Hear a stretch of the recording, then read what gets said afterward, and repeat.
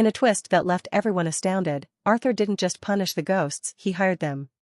The specters, desperate to avoid another spanking, reluctantly agreed to help with production. To everyone's surprise, these ethereal beings proved invaluable.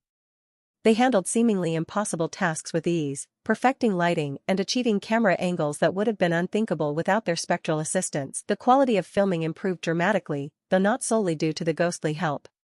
Arthur's cinematic vision skill played a crucial role in elevating the overall direction. He found himself grateful for the phantom touch skill, realizing it allowed him to fully harness cinematic vision's potential with the ghost's aid. Despite their usefulness, the ghost's presence still unnerved some actors, especially when the spirits were invisible during filming. But as days passed, the cast gradually grew accustomed to their supernatural co-workers. While the good, the bad and the ugly production flourished, Arthur was putting the finishing touches on Chapter 10 of Dragon Ball. For months, he'd been sketching during his downtime, his artistic skills improving with each stroke. Though filming now limited his drawing time, his increased proficiency meant he'd likely complete Dragon Ball Volume 1 within a few weeks. Meanwhile, as Arthur immersed himself in his projects, his book Harry Potter caught the eye of Mark Stark, a businessman who owned a publishing company in the Leaf Kingdom. Mark, impressed by the plot after reading it, planned to contact the writer and publisher about distributing the book in the Leaf Kingdom, situated in the Evros continent. However, when he saw the publisher's name, Hellfire Stories, it struck a chord. The Hellfire part reminded him of Hellfire Studios, creators of The Demonfather, a film that had left quite an impression on him. They'd even released another blockbuster recently, Lord of the Rings, which was all anyone seemed to talk about these days. Could this Hellfire Stories be connected to that studio? Mark mused, his curiosity piqued. He doubted it initially. Surely that ex-prince who owned Hellfire Studio would be too busy with filmmaking to run a book publishing company on the side. And Harry Potter? It seemed unlikely, but when Mark visited Hellfire Stories headquarters to discuss licensing rights with the CEO, he was in for a surprise. Sorry, but I don't have much say regarding the selling of licensing rights, the CEO told him apologetically. Mark frowned, confused. Aren't you the CEO? The demon before him shook his head. Actually, no. The true boss is Arthur Morningstar. Mark's jaw nearly hit the floor. It seemed the ex-prince's reach extended further than anyone had imagined. 2 weeks into filming, and things are running like clockwork. Lay's nailing it as Angel Eyes, really selling that cruel outlaw vibe. Sure, I've had to nudge him along with heartstrings, here and there, but he's coming into his own. Benny the dwarf, though? He's been getting a lot more help from my little emotional manipulation trick. But Clint? He's a natural as Blondie. Kid's so good, I haven't had to waste a single heartstrings on him. It's like he was born for this role. That's not to say Lay and Benny aren't improving. Benny, especially, is really sinking his teeth into the part. Maybe it's my heartstrings working its magic, or maybe his time in Aztec is paying off, but damn if he isn't bringing his A game. Take that scene in the firearms store. Benny, as Tuco, handled that prop gun like a genuine Wild West outlaw. When he pointed it at the old man owner and asked, "How much?" I swear I saw real fear in the old-timer's eyes. And when Tuco robbed the place, Benny slapped that closed sign on the old man's mouth, and I could practically feel the poor guy's shock. It was perfect. Benny's really coming into his own. I barely need heartstrings for him anymore. He even nailed that scene where Blondie shoots the invader. Benny, leaning out the window as Tuco, delivered that line pitch perfect. There are two kinds of spurs, my friend. Those that come in by the door, he did the sign of the circle, those that come in by the window. Gotta hand it to him, Benny's got Tuco down pat, right down to that Solaris faith circle thing. Maybe there's more to this old dwarf than I first thought, and of course, Lay wasn't about to be left behind. He's really leaning into Angel Eye's ruthlessness. It's fascinating, really. While all three main characters are morally ambiguous, Blondie's the least of three evils, and Angel Eyes? He's cold as ice, no mercy for anyone. Watching these three grow into their roles as we shoot, it's something else. Clint and Benny, though? They're hitting it off, on and off camera. That scene with Blondie weak in bed and Tuco by his side? Pure gold. Benny, faking a cry, nailed it. You're all alone, huh? Like me, Blondie. We're all alone in the world. I have you, you have me.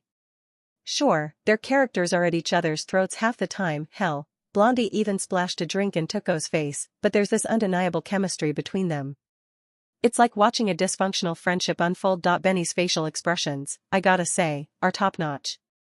Eli Wallach would be tipping his hat if he could see this, third-person POV, while Arthur managed to capture most of the crucial scenes within the VFX studio. Some exterior shots and long-distance travel scenes still required on-location filming. As time progressed, the production neared completion without facing the hurdles that had plagued Lord of the Rings. They filmed the tense standoff between Blondie, Tuco, and the troops with exceptional detail. Arthur's direction brought out the nuances, the troop leader casually dusting off his uniform, Benny and Clint's loaded silence as they faced the soldiers. The subsequent capture scene felt raw and authentic. Arthur's directorial prowess shone in the scene where Tuco endured a beating. He masterfully captured the anguish, even using his heartstrings skill to coax a tear-jerking performance from the violin player in the background. Over time, Clint and Benny's relationship began to mirror their characters' complex dynamic. This chemistry came through brilliantly in the final standoff, where Tuco and Blondie's takedown of Angel Eyes felt organic and unrehearsed. The production was nearing the end of filming, capturing Tuco's struggle as he hung from the tree. This scene resonated deeply with Arthur and the crew, evoking strong emotions. Even as the director, Arthur had to hand it to Benny for his portrayal of Tuco. That final scene, Tuco's tear-filled eyes as he desperately reached for the money, his short stature and the hanging rope adding to his struggle, Benny had truly outdone himself. The film concluded with Blondie's pinpoint shot, severing the rope and sending Tuco face-first into the dirt. As Arthur called the final cut, a wave of emotion washed over him. After an intense 4 weeks of filming, they'd finally wrapped their Wild West epic. The experience had been a masterclass in directing for Arthur. By stepping back from acting and focusing solely on his role behind the camera, he'd gained invaluable insights into managing actors and honing their performances. He'd watched Benny and Leigh grow into their roles, revealing depths of talent he hadn't initially anticipated. Their potential was undeniable, and Arthur knew they'd be valuable additions to his agency. Looking around, Arthur couldn't help but notice how Benny and Clint had bonded over the course of filming, their friendship mirroring their characters' complex relationship. Point 2. Riding the high of their success, Arthur extended an offer to both Leigh and Benny to join Hellfire Agency.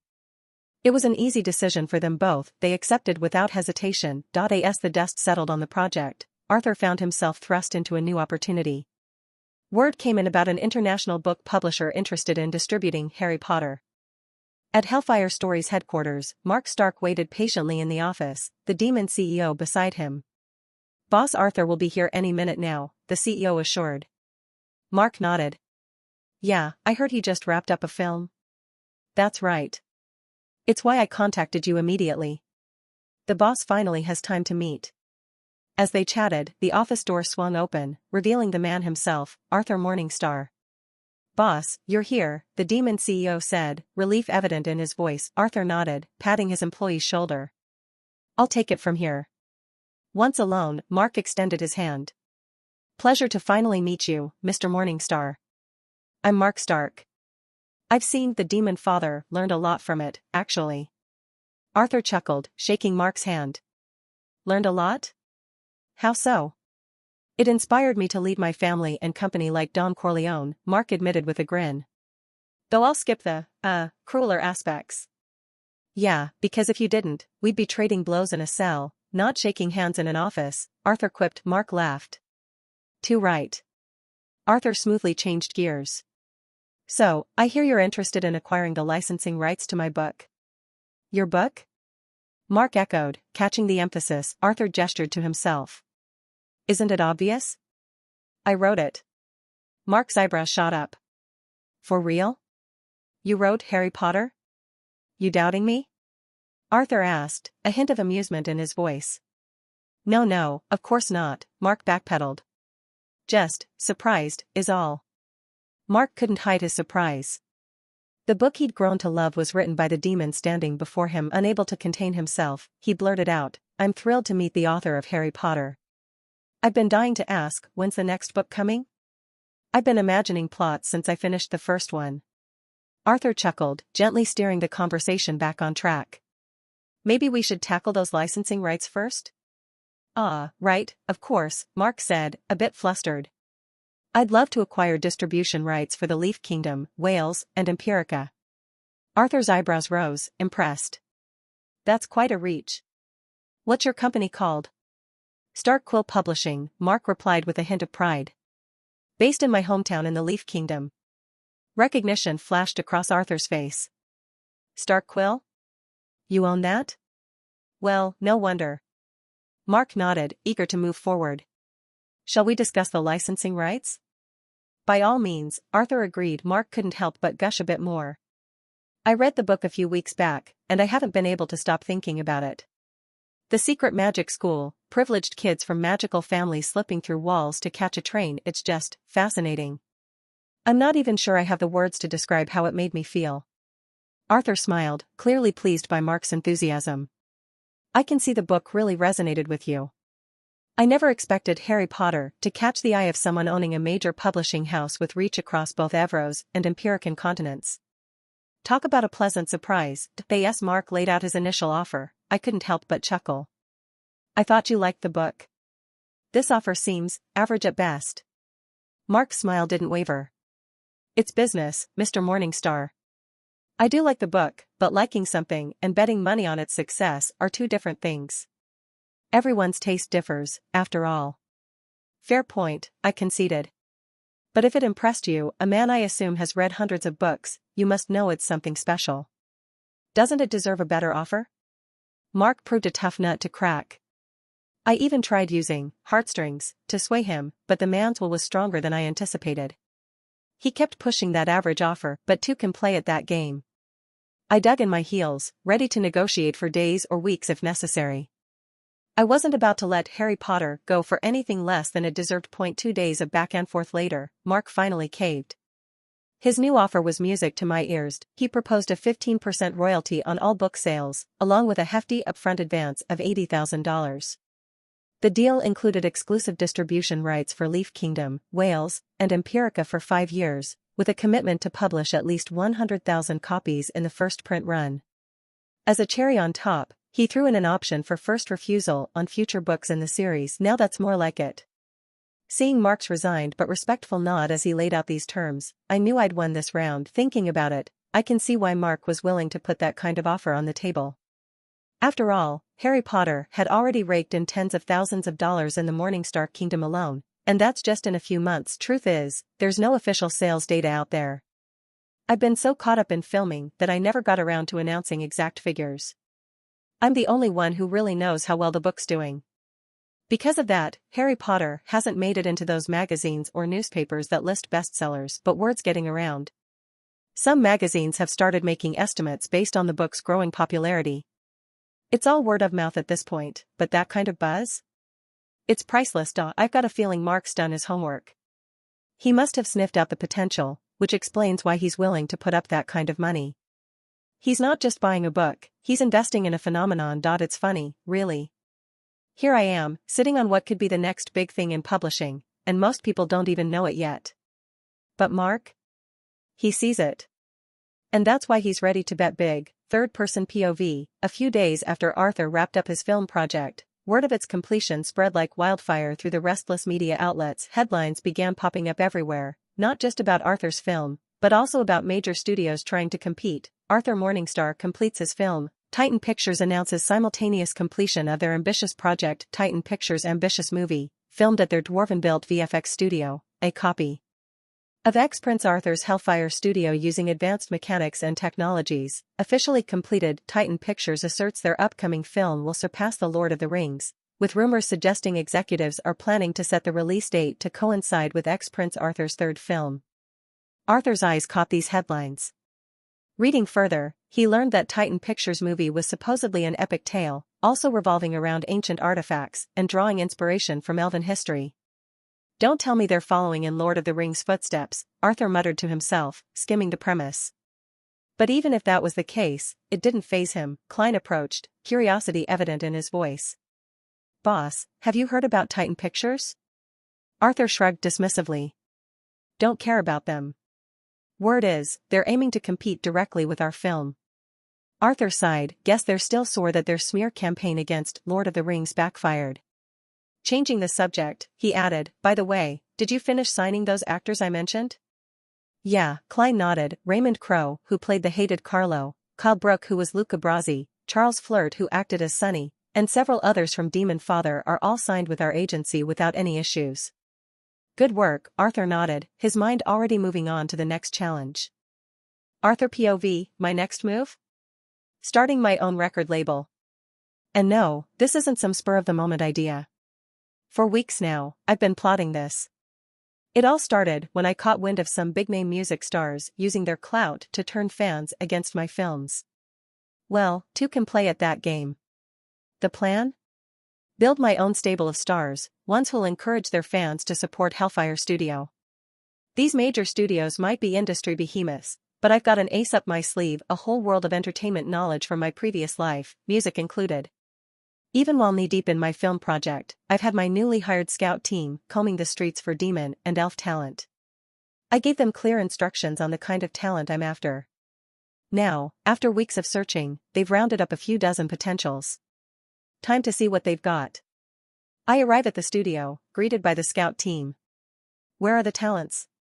I ask Leo, the feline demon heading up the operation. Guy's got a tail and cat ears, hard to miss. .2 any minute now, boss, Leo assures me. I nod, settling in with a magazine while I wait. A few minutes later, our potential stars finally grace us with their presence. Let them perform, one by one, I instruct. Leo nods, shouting to the group, line up, one at a time. Looking over the crowd, I see mostly young demons and elves. There's a rebellious glint in their eyes that I recognize all too well. No surprise they kept us waiting. Guys, a cocky fiend demon pipes up, the cat says line up like good little boys. Should we play along? An elf snorts. Who'd listen to that mangy furball? We're here to be famous artists, not obedient puppies, another demon chimes in. A chorus of yeah follows, accompanied by smug grins all around. Leo turned to me, his tail twitching nervously. These are the talents you asked for, boss. Poor guy looked like he was expecting a scolding. The rest of the team wasn't much better, all worried faces and fidgety hands. I just smiled. Relax, guys. You've done good. Sure, these kids were a pain in the ass, but that's exactly what I was after. Demons and elves with a rebellious streak who could carry a tune. Perfect recipe for some grunge stars. You lot are pathetic, a voice cut through the chaos. No wonder nobody likes you. It was a blonde demon, eyeing his fellow talents with disgust. If you can't even line up, just leave. Stop wasting everyone's time. That got their attention. Oh? The runt's got something to say? Brave words, little man. You could practically feel the tension in the air. But this blonde kid? He had the same fire as the others, just smarter about it. Interesting. Third-person POV, looking for a beatdown, brat? One of the bigger demons cracked his knuckles. The blonde didn't even flinch. Beat me? Please. I'm here to be an artist, not a punching bag. You want to be my hurdle? I'll take you all on. Before things could escalate, Arthur spoke up. The kid's right. All eyes turned to him. Arthur stood, his gaze suddenly ice-cold. Don't want to play by the rules?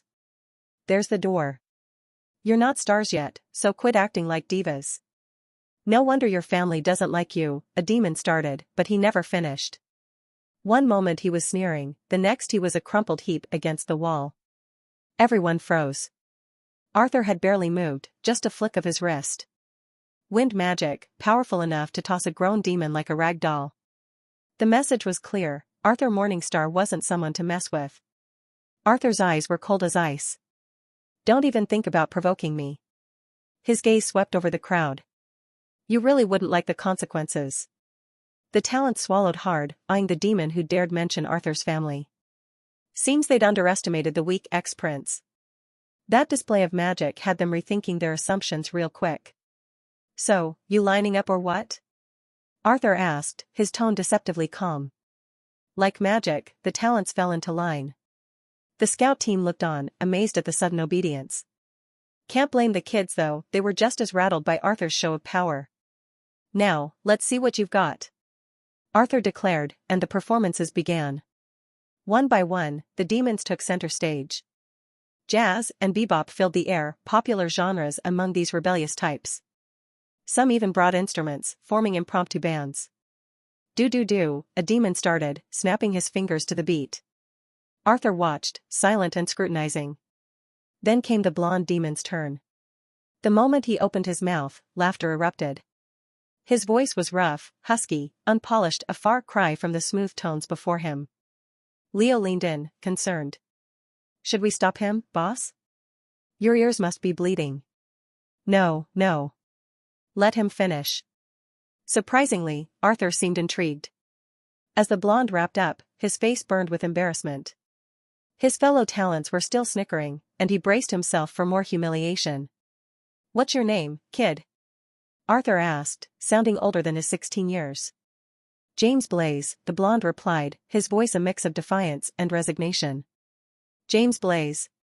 Arthur's smile had a hint of something. He turned to Leo. Get this kid signed to our agency. Everyone's jaws dropped, James included. Leo blinked. Him, boss? You sure? He's exactly what I'm after, Arthur said, cool as you like. And the rest? Leo glanced at the other talents, all nervous energy and fidgety hands. Arthur gave them a once-over. Send them packing. Didn't do it for me. What? But we sing better than this punk. They pointed at James, faces twisted. It is what it is, Arthur said, meeting their eyes. You really want to argue? That shut them up quick, but you could practically hear the curses in their heads. Show 'em out, Arthur told Leo and the team. Once the reject parade cleared out, James turned to Arthur. Why me? Arthur smiled. You've got something I'm looking for. Something you're looking for? James furrowed his brow. Yes, Arthur paused, your voice. My voice. James echoed, still not getting it. Since he was a kid, his unpolished, raspy singing voice had been nothing but trouble. Whenever he mentioned his dream of being a music star, people would shut him down. Find another dream, kid. You won't become a music star with that voice. James looked at Arthur, puzzled. What does my voice have that the others didn't? He couldn't wrap his head around why Arthur would pick him over the rest. Instead of answering, Arthur asked, What's your dream, kid? To be a music star, James said, no hesitation. Then go for it, Arthur said. I don't give a damn what others told you about your voice. Your luck's just changed. I'm gonna help make that dream happen. James felt something in his chest. Funny, the exiled prince being the first to believe in him. Leo'll sort out the details for you. Once that's done, swing by my office. Got a music style I want you to try out, Arthur said, his smile a bit cryptic. Point 4. James nodded, eyes bright with anticipation. His luck was finally turning around. As Leo came back to fetch him, Arthur found himself alone in the studio. Star search check, Arthur muttered, his mind already racing ahead. Wonder how that Horn Kingdom move's coming along. I've been milking my past life knowledge dry, trying to optimize these damn taxes. Lord of the Rings hit it big, and suddenly everyone wants a piece of the pie. But I know when it's time to pack up and move on. This whole relocation plan kicked off when Lucy slapped that film tax on the kingdom. Turns out, moving a company's a real pain in the ass. Been at it for months, and the paperwork's endless. Even roped in Anubis, that mob boss, to grease some wheels. Fat lot of good that did. Picked Horn Kingdom, 'cause it's a stone's throw from Morningstar and way more business-friendly. Plus, with all that bad blood between us and Thorn Kingdom, Horn was the obvious choice. Getting those Horn Kingdom business permits has been like pulling teeth, but it should be moving along by now. Still, officially cutting ties with Morningstar? That's gonna take a while. Sometimes I wonder if all this hassle's worth it. But then I think about Lucy and her greedy tax schemes, and I know I'm making the right call. Just gotta keep pushing forward. Been putting my past life knowledge to good use, optimizing taxes left and right. Invested in bonds, shifted assets to Horn Kingdom, place is a goldmine of advantages. No value-added tax? It's like they're begging for businesses to set up shop. Point 1, third-person POV. The next day, Arthur had just finished briefing James on his musical vision when a familiar face showed up. Long time no see. How's everything shaping up in Horn Kingdom? Arthur eyed the demon before him. It was Richard Yu, the tax specialist from Horn Kingdom, who'd been juggling Arthur's assets and orchestrating the big move. They'd first crossed paths a few months back, right after the Demonfather hit it big. One meeting to hash out plans, then Richard vanished back to Horn Kingdom. Since then, Arthur has only been able to communicate with him through letters. But damn if the guy hadn't proven his worth. Not only was he wrangling the move's paperwork nightmare, but he'd also been a whiz at optimizing the Lord of the Rings box office taxes. Sure, Arthur's past life knowledge had laid the groundwork, but Richard and his team? They were making it happen. Mr. Morningstar, Richard nodded, all business. After months of pushing paper, we finally got the green light. Arthur's eyes lit up. About time. Richard hesitated, then asked, not to overstep, but, how's the royal family going to take you skipping town? Arthur could see the fear in Richard's eyes. Guy was terrified of ruffling royal feathers. Don't sweat it, Arthur said with a reassuring smile. The royals washed their hands of me a long time ago. I'm just another schmuck looking for greener pastures. Richard nodded, sweat still beading on his forehead. Now we just need your local government's stamp of approval, and you're set for Horn Kingdom. Arthur nodded. So my only hurdle is telling Morningstar authorities I'm skipping town. He eyed Richard. You're helping with that too, right? Richard squirmed. Sorry, Mr. Morningstar. Can't touch anything in Morningstar. My services stop at Horn's borders. Still scared of my family, huh? Arthur chuckled. You'll need to hire your own legal team here, Richard said, not budging. Relax, I'm just messing with you, Arthur grinned, watching Richard's shoulders sag in relief. Days ticked by. Arthur's local government applications inched forward. He sat through interviews, his legal team battling the paperwork beast of regulations. Then the media caught wind of it all. Headlines blared about Arthur's plans to ditch the kingdom. Lucy stormed in, eyes blazing. What's this about you leaving? You're just abandoning your family's home, one Arthur met her glare head-on. Since when do you care? I'm not family anymore, remember? Lucy faltered. Arthur pressed on, when I asked for help, you said I wasn't a prince anymore. No favors for exiles, right? He shrugged. So now I'm moving Hellfire's HQ to Horn Kingdom. Lucy stood there, speechless. There wasn't a damn thing she could do about it. As she left, Arthur couldn't help but feel a twinge of satisfaction. The tables had turned, and for once, he held all the cards. The next day, Lucy tried to throw a wrench in Arthur's plans. Getting approval was like pulling teeth, but Arthur's legal team was working overtime. Plus, with the media's eyes on everything, Morningstar couldn't risk scaring off other businesses by playing dirty. For once in his life, Arthur found himself thankful for the nosy media. Sure, they probably wanted to paint him as the bad guy, but they'd accidentally made his exit a whole lot smoother. The royal family couldn't flex their muscle without spooking the whole kingdom's economy. Lucy, not one to give up easy, went straight to Daddy Dearest. Father, are we really just letting Arthur walk away like this? King Luke snorted. Are you using that head of yours?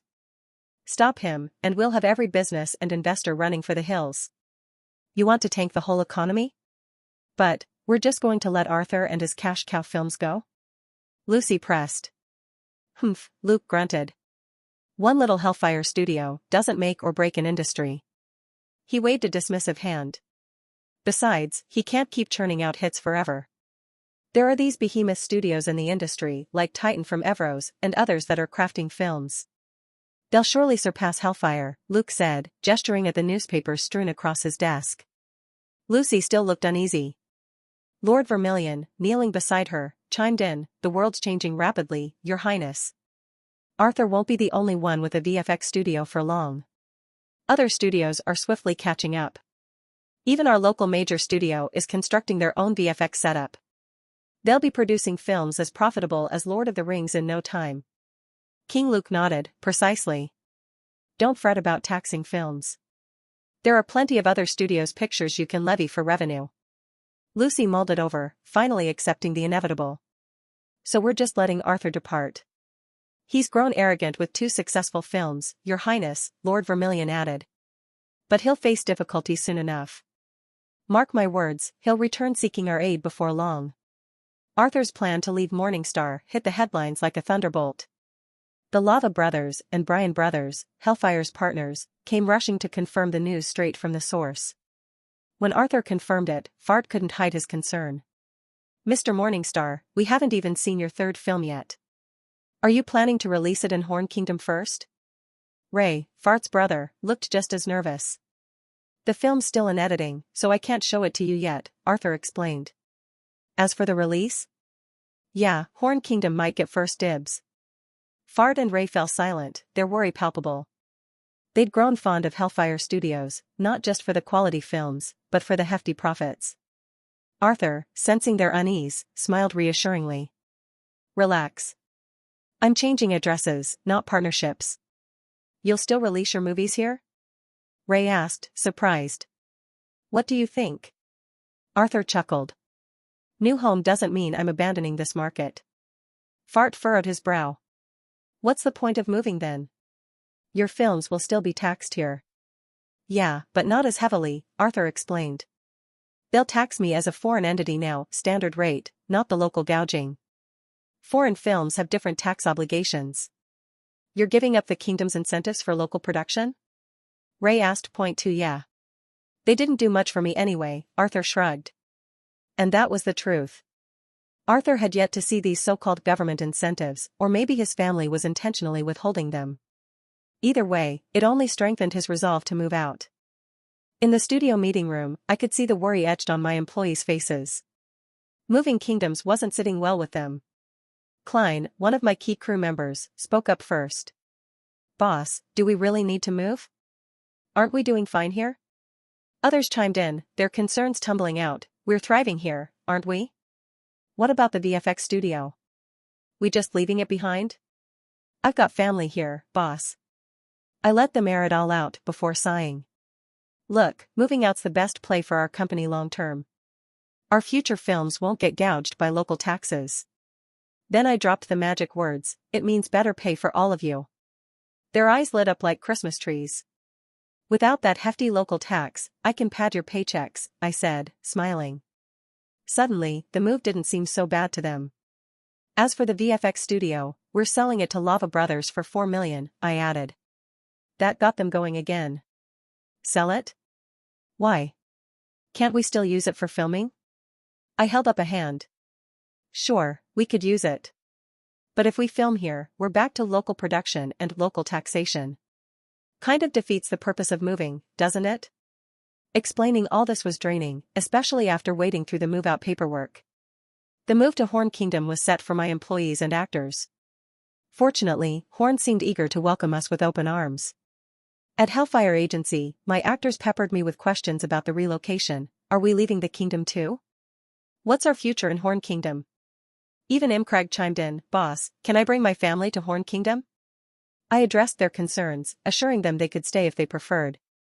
They'd just be working from the Hellfire branch here. But that didn't sit well with them. They wanted to be at headquarters, not some branch office. In the end, they chose to follow me to Horn Kingdom, ready to risk it all. Later, Vivian cornered me in my office, her interest piqued. I'm coming with you to Horn Kingdom. I'm dying to see your next move. Curious about my plans, are you? I couldn't help but smile. Of course. This move isn't just for show, Vivian said. You've made history with 2 successful films. I'm not about to let you out of my sight. Plus, I want in on your next project, too. I just smiled at her determination. Then Furful dropped by, concern etched on her face. Is relocating your entire company really wise? I nodded, conviction in my voice. Yeah, it is. I gazed out the window of my office, my fingers tracing the expensive desk I'd bought just months ago. As much as I want to stay in this familiar place, I know that for my company to grow, to dominate the entertainment industry, we need to move away from this kingdom. Away from my family. Furful looked at me, her expression a mix of surprise and amusement. Dominate the entertainment industry? You've got quite the ambition. I smiled, yeah. The entertainment system wasn't named that for nothing, and films were just the beginning. But is Horn Kingdom really the best choice? Furful pressed. It's still technically part of Morningstar, even if it's under Whale's control. Are you really getting away from your family's influence? My smile widened. That's exactly the point. My family can't touch Horn because it's under Whale's. And if Horn ever returns to my family's control, I'll be ready to relocate again. You're thinking ahead, Furful said, impressed. Of course, I nodded. I've also chosen Horn because its entertainment industry, especially films, is more advanced than Morningstar's. It's the perfect launchpad for Hellfire Studio. My mind was racing, thinking about distributing the good, the bad, and the ugly in Horn Kingdom. Sure, the film was made here in Morningstar and would still face local taxes, but that wasn't a big concern. I never received any incentives anyway, so there were no incentive clawbacks or compliance issues to worry about. Moving to Horn Kingdom was definitely the right call. At least there, I wouldn't have to watch my dear sister Lucy siphon off my hard-earned cash. Third-person POV, 2 weeks flew by in the blink of an eye. News spread like wildfire about Arthur Morningstar selling his VFX studio to the Lava Brothers, and word got out that he'd secured help from the Horn government to start building a new VFX studio in Horn City. Arthur and his team moved at breakneck speed. With the Horn Kingdom government's backing and Richard Yu's team smoothing the way, transferring assets from Morningstar to Horn went off without a hitch.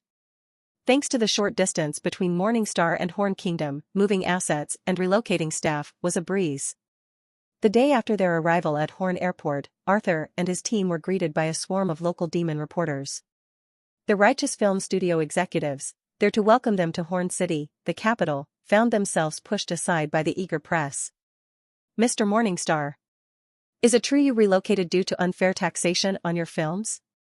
Mr. Morningstar, sources say you're releasing your third film here in Horn Kingdom. Can you confirm? Arthur, why Horn Kingdom? Why not Thorn? Is it because your family would have stopped you if you chose that Demon Kingdom? Arthur chuckled wryly, one at a time, gentlemen. He kept walking as his employees formed a protective barrier against the eager reporters. I'll answer your questions, but let's keep it orderly. The reporters reined in their enthusiasm, and one asked if unfair taxation drove him out. Yes, indeed, Arthur nodded, not bothering to deny it. His tone was light, almost joking. I might as well have been the tax department's favorite punching bag. They never missed a chance to take a bigger slice of my film's earnings. His playful delivery left the reporters unsure if he was serious or not. One reporter pressed, but isn't it logical for higher-earning films to be taxed more? Arthur breezed past him. Next question. 2 more questions poured out, and Arthur fielded them deftly. He expressed his optimism for his future in Horn Kingdom and answered a few more before airport security finally separated him from the press. Jerry Yen approached, looking apologetic. I'm sorry about that, Mr. Morningstar. No worries, Mr. Yen, Arthur smiled, straightening his suit. I was expecting something like this. Jerry nodded and led Arthur and his team into the city. Later, Arthur met with Horn Kingdom officials who couldn't stop praising the Demonfather and Lord of the Rings. He noticed how these politicians seemed more laid-back than those in Morningstar, eager to rub elbows with someone of his accomplishments. 2 Later that day, Arthur inspected his new Hellfire Studio, a decent, if modest, building in Horn City. Richard Yu had snagged the building from the bankrupt Legendary Dragon Studio, its sign still hanging as a ghostly reminder of past glory. Arthur recalled Legendary Dragon's heyday as the premier martial arts filmmaker. But times changed, the genre grew crowded, and foreign films of all stripes gained traction. Legendary Dragon couldn't keep up. 2 As Arthur and his crew stepped into their new Hellfire Studio, the contrast with their former headquarters in Furlan City's cheap district was stark. This place was a definite upgrade. The building gleamed with newness, all sleek lines and polished surfaces. It practically screamed high-end studio. Some crew members, still wide-eyed, wandered off to explore. Hey, check out the restrooms, someone called out. They're actually clean. 2 In another section, they discovered hot tubs, separate ones for men and women. This unexpected amenity seemed to lift the mood considerably. Maybe this Horn Kingdom isn't so bad after all, muttered a demon, eyeing the hot tub appreciatively. The initial unease about relocating to this unfamiliar place, ruled by a foreign kingdom no less, began to dissipate. Grins replaced frowns, and excited chatter filled the air. It looks like my crew is adapting to our new headquarters in Horn City.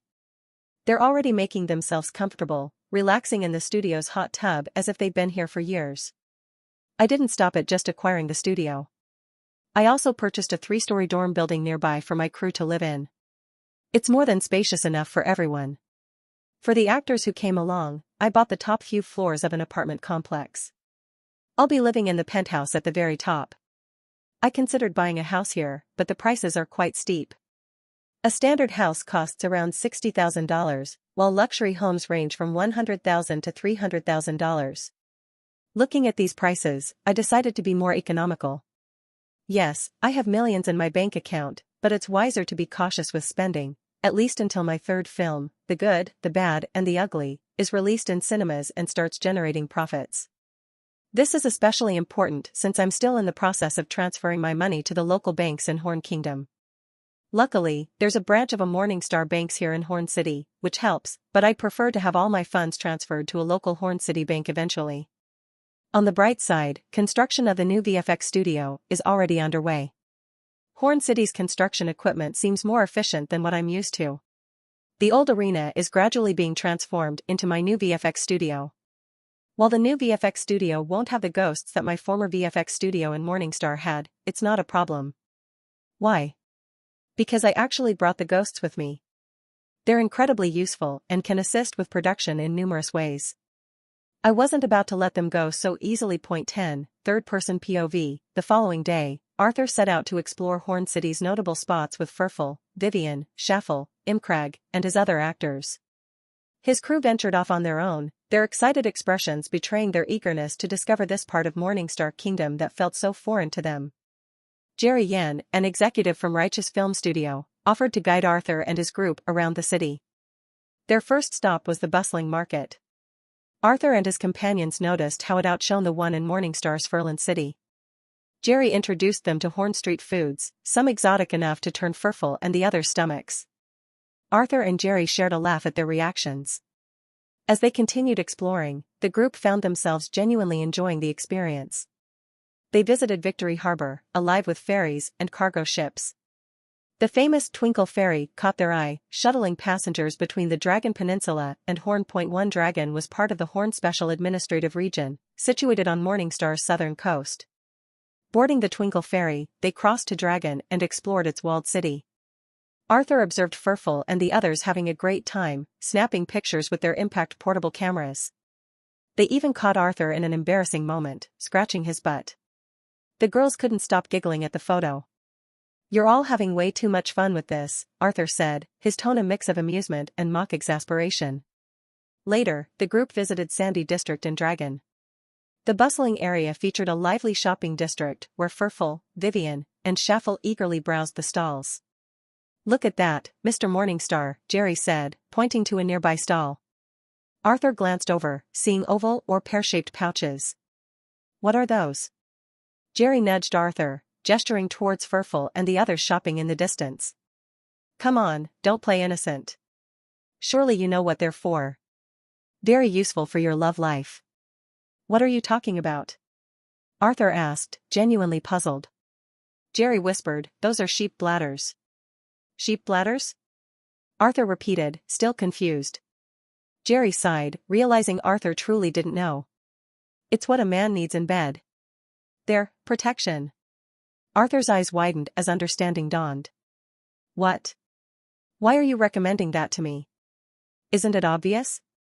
Jerry pointed at Furful. "The news says that Elf Furful is your lover, right?" Arthur was speechless.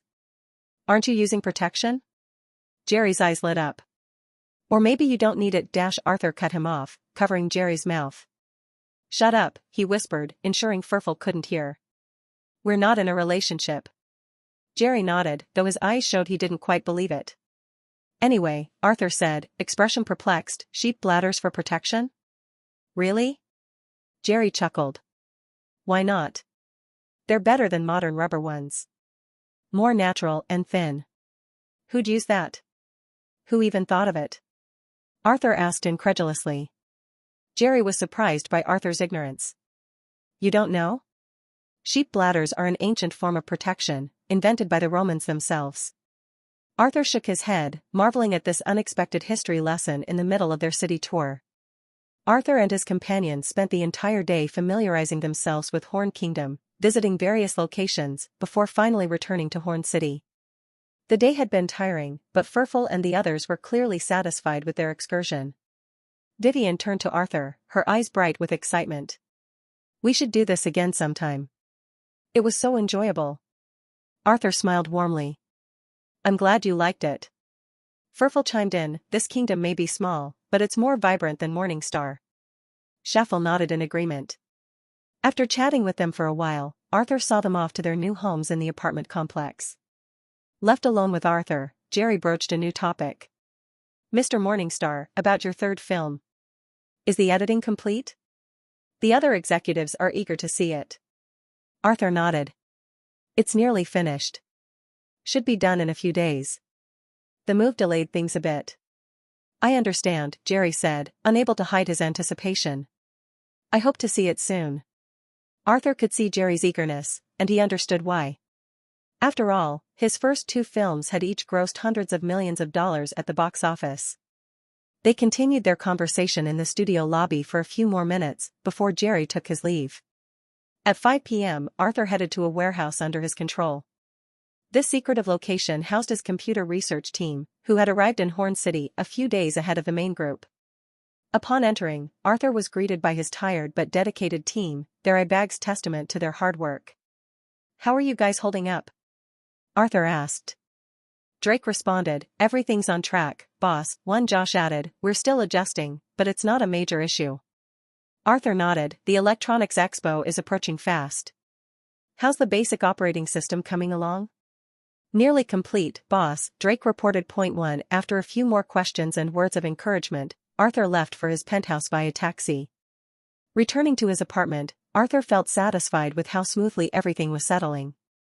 His thoughts turned to Horn's entertainment industry, which he'd observed was more advanced than Morningstar's in many aspects. He saw numerous opportunities to establish himself in this new market. The key difference, he realized, was the foreign influence prevalent in Horn. Major studios from Empirica and Evros held considerable sway here. Horn's demon citizens had developed a taste for foreign content, though their preference for martial arts films remained strong. Foreign investors, noticing this trend, poured money into martial arts productions. However, the genre's once unshakable dominance was gradually eroding. Point 3. These investors had attempted to diversify, introducing Western films and other genres. While these efforts gained some traction in Horn, they hadn't quite reached the tipping point. Only a select few foreign or domestic films truly captured widespread attention. But Arthur's own productions, The Demonfather and Lord of the Rings, had shaken things up. They'd brought significant change to the industry as a whole and altered foreign investors' perceptions. 2 days after exploring the city, on May 11, 1272, Arthur finally completed editing The Good, the Bad, and the Ugly. He promptly invited the Righteous Film Studio executives for a viewing.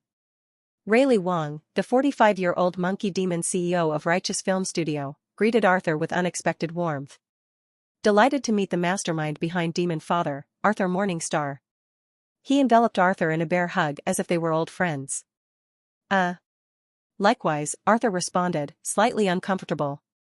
A glance at Jerry Yan's face told Arthur to just go with it. Jerry seemed resigned to his boss's overfamiliar behavior. As they walked to the private theater, Rayleigh chattered incessantly. I'm beyond excited about this third film of yours, Arthur. I've been losing sleep wondering what His Highness has created after Demonfather and Lord of the Rings. He continued without pause, will it be as profitable? I certainly hope so. Otherwise, wouldn't all this anticipation and our warm welcome be a waste?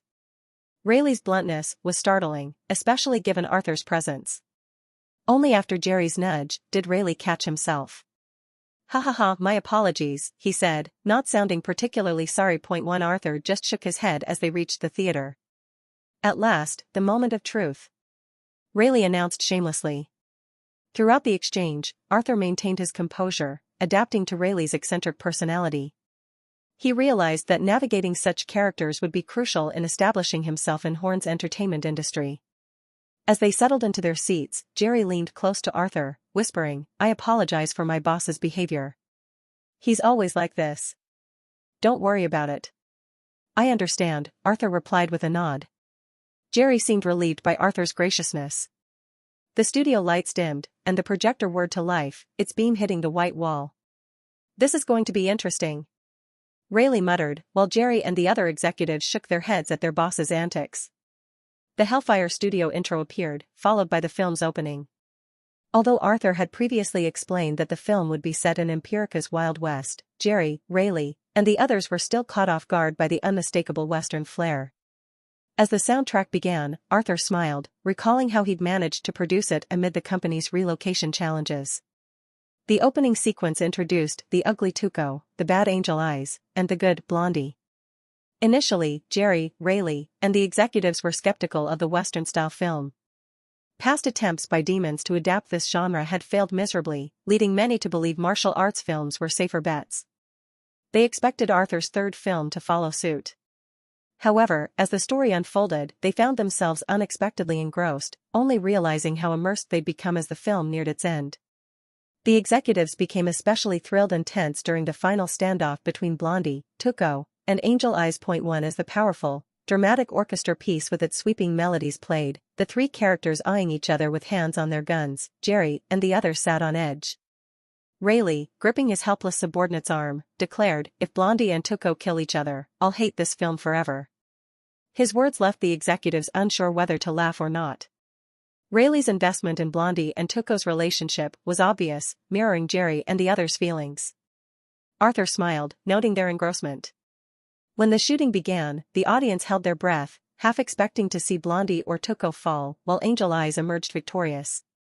Instead, Blondie and Tuco jointly shot Angel Eyes. "Hell yeah!" Rayleigh cheered, raising both his and his subordinate's hands. "It's not over yet, boss," the subordinate reminded him helplessly. Rayleigh tensed again as Blondie and Tuco eyed each other warily. No. They won't shoot each other. "They're friends," Rayleigh muttered, though unsure, given the two characters' complicated love-hate relationship. Relief washed over Rayleigh and the others when Blondie shot Angel Eyes again, ensuring his demise. The film concluded with Tuco struggling, hung from a tree by a rope, before Blondie saved him. As the credits rolled, Rayleigh applauded enthusiastically. "Very good. Very good." Rayleigh's enthusiastic clapping continued, with Jerry and the other executives joining in, their eyes now fixed on Arthur. "I love it!" Rayleigh exclaimed, approaching Arthur. "Your Highness, I won't let you down. I'll do everything to distribute this film across Horn Kingdom." Arthur smiled, gently reminding him, "Please, no royal titles. I'm an exiled prince." Rayleigh laughed heartily. "Exiled or not, you're royalty to me. At least in filmmaking, you're certainly a prince, too." Arthur, still uncomfortable with Rayleigh's quirks, steered the conversation. "Let's discuss the distribution details." Rayleigh nodded eagerly. "Although the number of cinemas here in Horn Kingdom can't compare to Morningstar Kingdom, a large portion of our population can afford to watch films," Rayleigh explained. "I can release the film in about 400 cinemas, which is almost 90% of what Horn Kingdom has. Plus, I also have reach in the Kingdom of Chosun and Japon and Eastwatch. In total, the film will be screened in thousands of cinemas." Arthur was taken aback. "Righteous Film Studio has reach over Chosun and Japon?" He glanced at Jerry, seeking confirmation. Rayleigh cleared his throat. "Allow me to explain, Your Highness. I have a half-brother, also my business partner, who owns a studio in Chosun. My aunt lives in Japon, and her husband owns a studio there too. He's also my business partner." Arthur was genuinely impressed by the man's connections. Even his Lord of the Rings and Demonfather had failed to reach Japon Empire and Chosun dynasty, not because these nations lacked free trade, but because they harbored animosity towards the Morningstar Kingdom. It seemed Arthur could finally break through to these nations with Righteous Film Studios' help. 2 days later, Arthur finalized an agreement with Righteous Film Studio. On May 14, 1272, Hellfire Studio and Righteous Film Studio hosted an event at the renowned Peninsula Hotel in Dragon Peninsula to announce their film's release date. The high-profile gathering drew notable figures from the entertainment industry. Reporters indulged in complimentary meals and drinks, adding to the festive atmosphere. To Arthur, it felt more like a celebration than a formal announcement. He observed that such events seemed commonplace in Horn Kingdom's entertainment scene, a party-like atmosphere to entertain guests and reporters before revealing a film's release date. This approach, Arthur noted, appeared to be one of the foreign influences Horn citizens had adopted and made their own. As he surveyed the room, Arthur couldn't help but reflect on how different this was from his experiences in Morningstar. The blend of business and pleasure, the easy mingling of industry insiders and media, it all spoke to a more relaxed, yet potentially more effective, way of doing things. Finally, Arthur faced the reporters, flanked by his partners. He leaned into the mic and declared, "My third film, The Good, the Bad and the Ugly, will hit theaters on May 25, 1272. Coincidentally, it's also my birthday." The reporters immediately fired off questions. When asked about the film's style, Arthur replied simply, "It's a Western." This revelation set the reporters' minds whirring, articles practically writing themselves. The next day, headlines blazed across newspapers: Prince Arthur's upcoming third film set for May 25 release. Experts predict box office failure in Horn Kingdom due to Western-style Horn. Citizens scoffed at the news. It's bound to flop. Demon filmmakers have tried Westerns before, and they've earned peanuts. More headlines followed. Can't The Good, the Bad and the Ugly match Arthur's previous blockbusters? Then came a surprising news. Titan Pictures announced their film, The Desired Crown, would also premiere in Horn Kingdom on May 25, 1272.1. This move seemed to confirm Titan Pictures' intent to challenge Arthur's third film, potentially splitting audience attention and cutting into his earnings by releasing on the same day. Across Horn Kingdom's public spaces, bus stops, train stations, lobby cards, film posters for The Good, the Bad and the Ugly and The Desired Crown vied for attention, their simultaneous release date fueling a promotional battle that caught the public eye. A demon, spotting a fallen poster, picked it up. It depicted three figures: a demon, a dwarf, and an elf. Below read the title, The Good, the Bad and the Ugly. Western style, huh? The demon sneered, tossing the poster aside. Bound to be trash like those Empirican Westerns. This sentiment echoed throughout Horn Kingdom. Most believed The Good, the Bad and the Ugly would flop, given that even Empirican Western-style films struggled to captivate Horn citizens. Arthur's third film faced widespread indifference. Demonfather fans, upon seeing the posters, often shook their heads in disappointment. "What a shame," one fan sighed. "If that exiled prince had made a Demonfather sequel, I'd be interested. But this?" Meanwhile, The Desired Crown garnered more attention. Its premise, reminiscent of Lord of the Rings, intrigued many. Titan Pictures' lavish promotional spending, renting expensive venues, and plastering the city with massive billboards ensured the film was hard to ignore. In the capital, Titan Pictures' high-quality poster for The Desired Crown dominated the city's largest billboard. They'd outbid Arthur for this prime spot, along with key advertising sites across the city. Rayleigh often grumbled, "I despise Titan Pictures. Can't they leave even one billboard for us?" One Jerry sighed, "It's just business, boss. Our hands are tied." "His Highness must be fuming at Titan Pictures," Rayleigh mused, feigning concern. Jerry, seeing through Rayleigh's act, replied, "I just spoke with Arthur. He said he wouldn't care if Titan Pictures rented the entire city." Rayleigh's astonishment was genuine. "Does he care at all?" Jerry chuckled wryly, "I think Arthur's just confident in his film." As days passed, the rivalry between Hellfire Studio, Righteous Film Studio, and Titan Pictures intensified.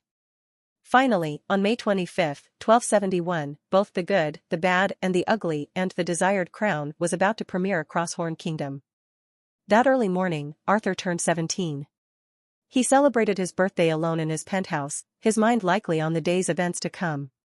Meanwhile, in cinemas across the kingdom, The Desired Crown premiered to eager audiences. Excited chatter filled the air as people filed in. "I can't wait. Hope it's as good as Lord of the Rings." Titan Pictures says it's better than Lord of the Rings." "I believe them." "Yeah, I hope so too. Been waiting weeks for this, man." Longtime Titan Pictures fans were already declaring the film's superiority before it even started. They settled in with popcorn and drinks, anticipation high. But as the film progressed, their expectations slowly crumbled. From start to finish, The Desired Crown proved utterly mediocre. Not only did it fail to surpass Lord of the Rings, it couldn't even hold a candle to it. Audiences left spitting with disgust. An elf cursed as he exited, "Fucking trash. Nothing but a Lord of the Rings ripoff." His companion agreed, "Yeah. What's with that protagonist Freya? Becoming the crown's protector, chased by enemies? It's just Lord of the Rings with a crown instead of a ring." Too, the disappointment was palpable as viewers, once excited, now left the theaters feeling cheated and let down. After The Desired Crown screening, The Good, the Bad and the Ugly was up next. A few disgruntled viewers from the previous showing decided to stick around, buying tickets for the exiled prince's third film. It seemed the Horn citizens had money to burn, willing to risk disappointment again after The Desired Crown let down. While the Western-style film didn't draw the same crowds as its predecessor, curiosity about Arthur's third offering after 2 hits ensured a decent turnout. The holdovers from The Desired Crown entered with low expectations, ready to bail early if needed. Yet as the film began with its catchy orchestral piece introducing Tuco, the Ugly, the audience fell silent, intrigued. The introduction of Angel Eyes caught them off guard. Initially appearing upright, his merciless killing of a father and son sent chills through the viewers. 1 When Angel Eyes murdered his employer, smothering him with a pillow before firing a bullet, the audience tensed. As he was labeled the bad, someone piped up from the audience, loud enough for many to hear, "You don't say." Laughter rippled through the cinema. Indeed, Angel Eyes was bad to the bone. The film's labeling seemed almost comically obvious. Without realizing it, the audience found themselves drawn deeper into the story. From Tuco's introduction to Angel Eyes' ruthlessness, and especially Blondie's entrance as the good, they were hooked. Blondie and Tuco's partnership in fooling the authorities and splitting the bounty drew chuckles from the crowd. Blondie's sharpshooting skills particularly impressed them. However, Blondie's morally ambiguous actions didn't go unnoticed. Someone in the audience questioned, if he's the good, why is he tricking the police like that?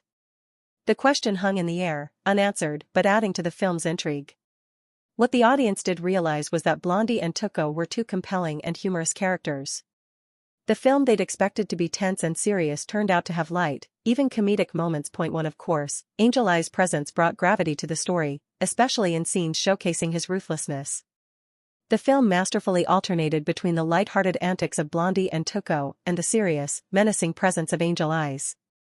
As the story progressed, Blondie and Tuco parted ways. Later, Tuco's gun acquisition from a firearm store had the audience in stitches, particularly when he unceremoniously shoved the closed sign onto the old shopkeeper. The film then ramped up the tension, with various characters gunning for Blondie. Yet, Blondie's cool competence in handling these threats kept the audience on the edge of their seats. When Blondie reunited with Tuco by the window, delivering the line, "There's 2 kinds of spurs," the audience chuckled. Tuco's habit of making the Solaris face circle sign added to their amusement. As minutes ticked by, tension built around Blondie and Tuco's dangerous relationship. Despite their funny dynamic, the threat of them killing each other loomed large. The scene with a weakened Blondie in bed and Tuco's ambiguous empathy struck a chord. Tuco's line, "I have you, you have me," seemed genuine despite his crocodile tears. This scene evoked conflicting emotions in the audience, humor mixed with an undercurrent of something deeper.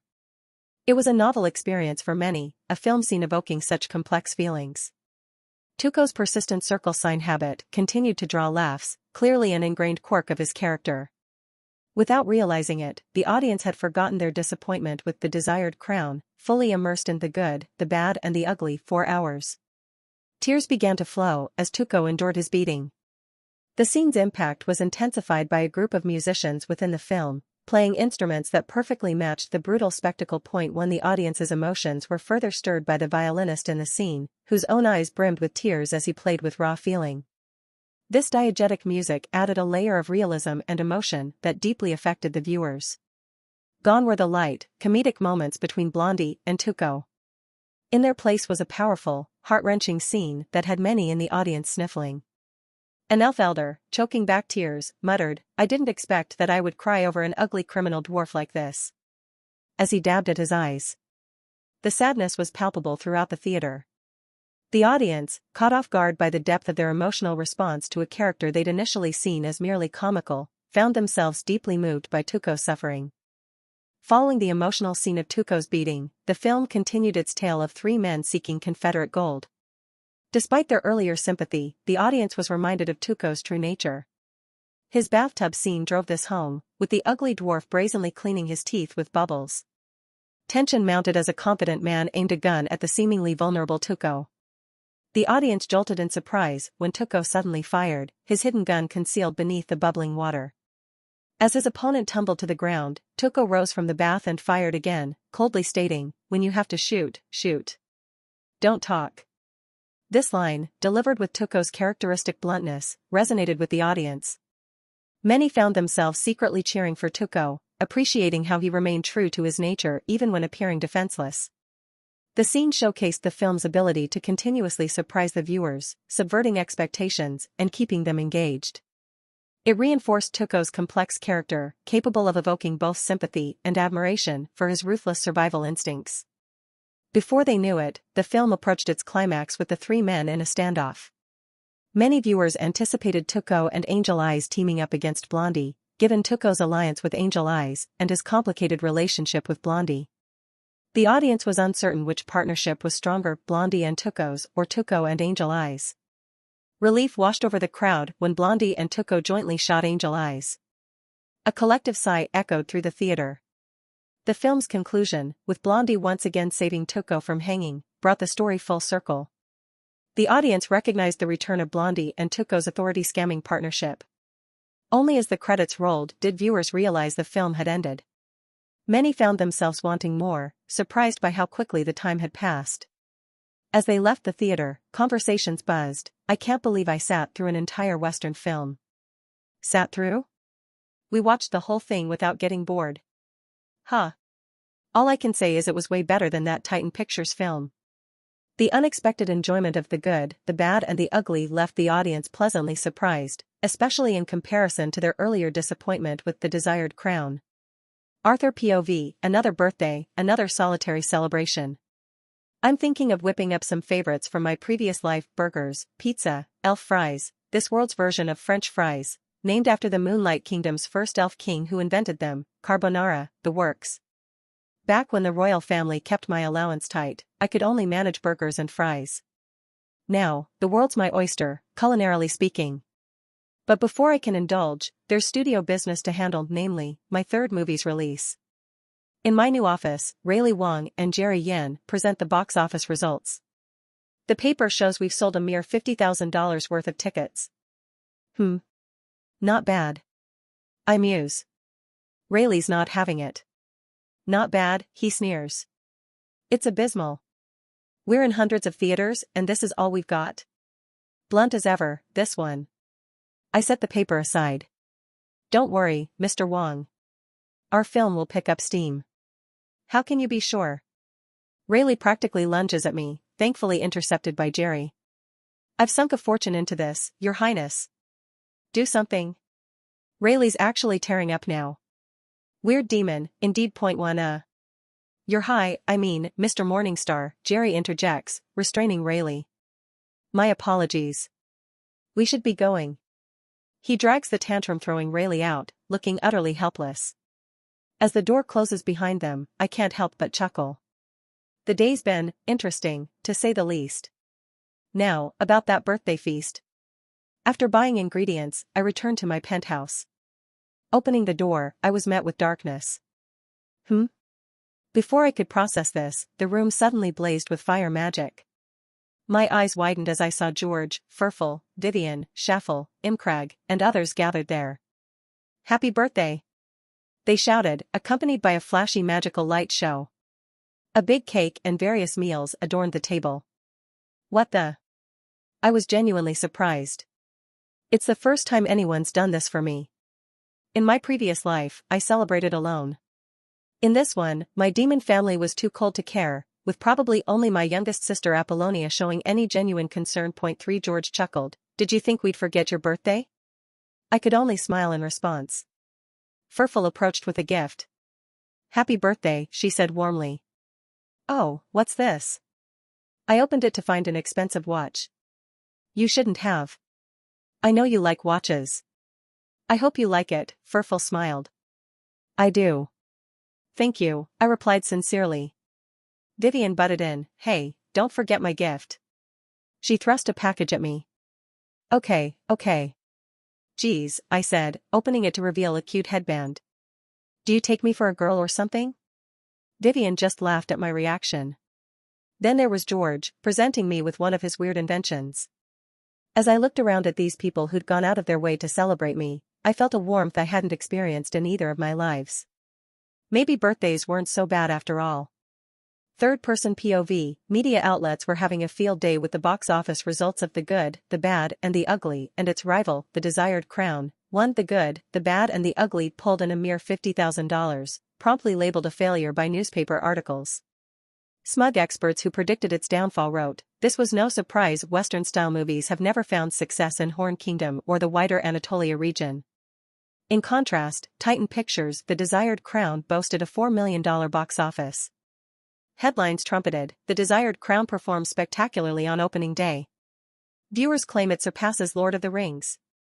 The narrative was clear, The Desired Crown was a roaring success, while Hellfire Studios' The Good, the Bad, and the Ugly was deemed an epic failure. However, a different story circulated among actual viewers. Many warned friends and family, don't bother with The Desired Crown. It's so bad, people are walking out before it ends. Indeed, reports of mid-screening exits were numerous, but largely suppressed. Only newspapers like Powerful Times dared to publish these accounts. Meanwhile, those who'd seen The Good, the Bad, and the Ugly were recommending it. You won't believe it. The film's actually good. I never thought I'd sit through an entire Western-style movie, but I did. The word of mouth for The Good, the Bad, and the Ugly spread slowly at first. On its second day, the box office only reached about $200,000. Meanwhile, The Desired Crown raked in $2 million. Though a significant decline from its opening day, it still outperformed The Good, the Bad, and the Ugly. However, the third day brought a shocking twist. The Good, the Bad, and the Ugly box office skyrocketed to $6 million. Even more surprising, The Desired Crown plummeted to a mere $500,000. This dramatic shift left the media and those who hadn't yet seen The Good, the Bad, and the Ugly stunned and confused. Many felt betrayed by the initial media reports. Comments like, The Desired Crown was awful. I can't believe I trusted those newspapers, claiming it surpassed Lord of the Rings, became common. Others chimed in, the expert's Western-style movie was actually entertaining and more interesting. Yeah, it was refreshingly different, another agreed. The tables had turned. Public opinion now favored The Good, the Bad, and the Ugly, while The Desired Crown faced mounting criticism. This reversal highlighted the power of genuine audience reactions over initial hype and misleading media reports. It showed how word of mouth could dramatically impact a film's success, even when starting from a seemingly disadvantaged position. At Righteous Film Studio headquarters, anxiety was mounting. Rayleigh Wong and executives like Jerry Yen grew increasingly nervous as The Good, the Bad, and the Ugly struggled at the box office. Investors demanded explanations, criticizing the decision to back Arthur's third film, We're hemorrhaging money. That exiled prince's film doesn't stand a chance against Titan Pictures. Many pushed to pull The Good, the Bad, and the Ugly from theaters after just 2 days, citing the high costs of maintaining it in hundreds of cinemas. But Rayleigh, eccentric as ever, stood firm. No. We can't stop screening it. I still believe there will be returns, he insisted. We'll continue showing the film across the kingdom until I recoup my investment. So, despite the disappointing first and second day performances, The Good, the Bad, and the Ugly remained in hundreds of cinemas for its third day. Rayleigh's stubborn faith, initially seen as foolish by many, was about to be put to the test.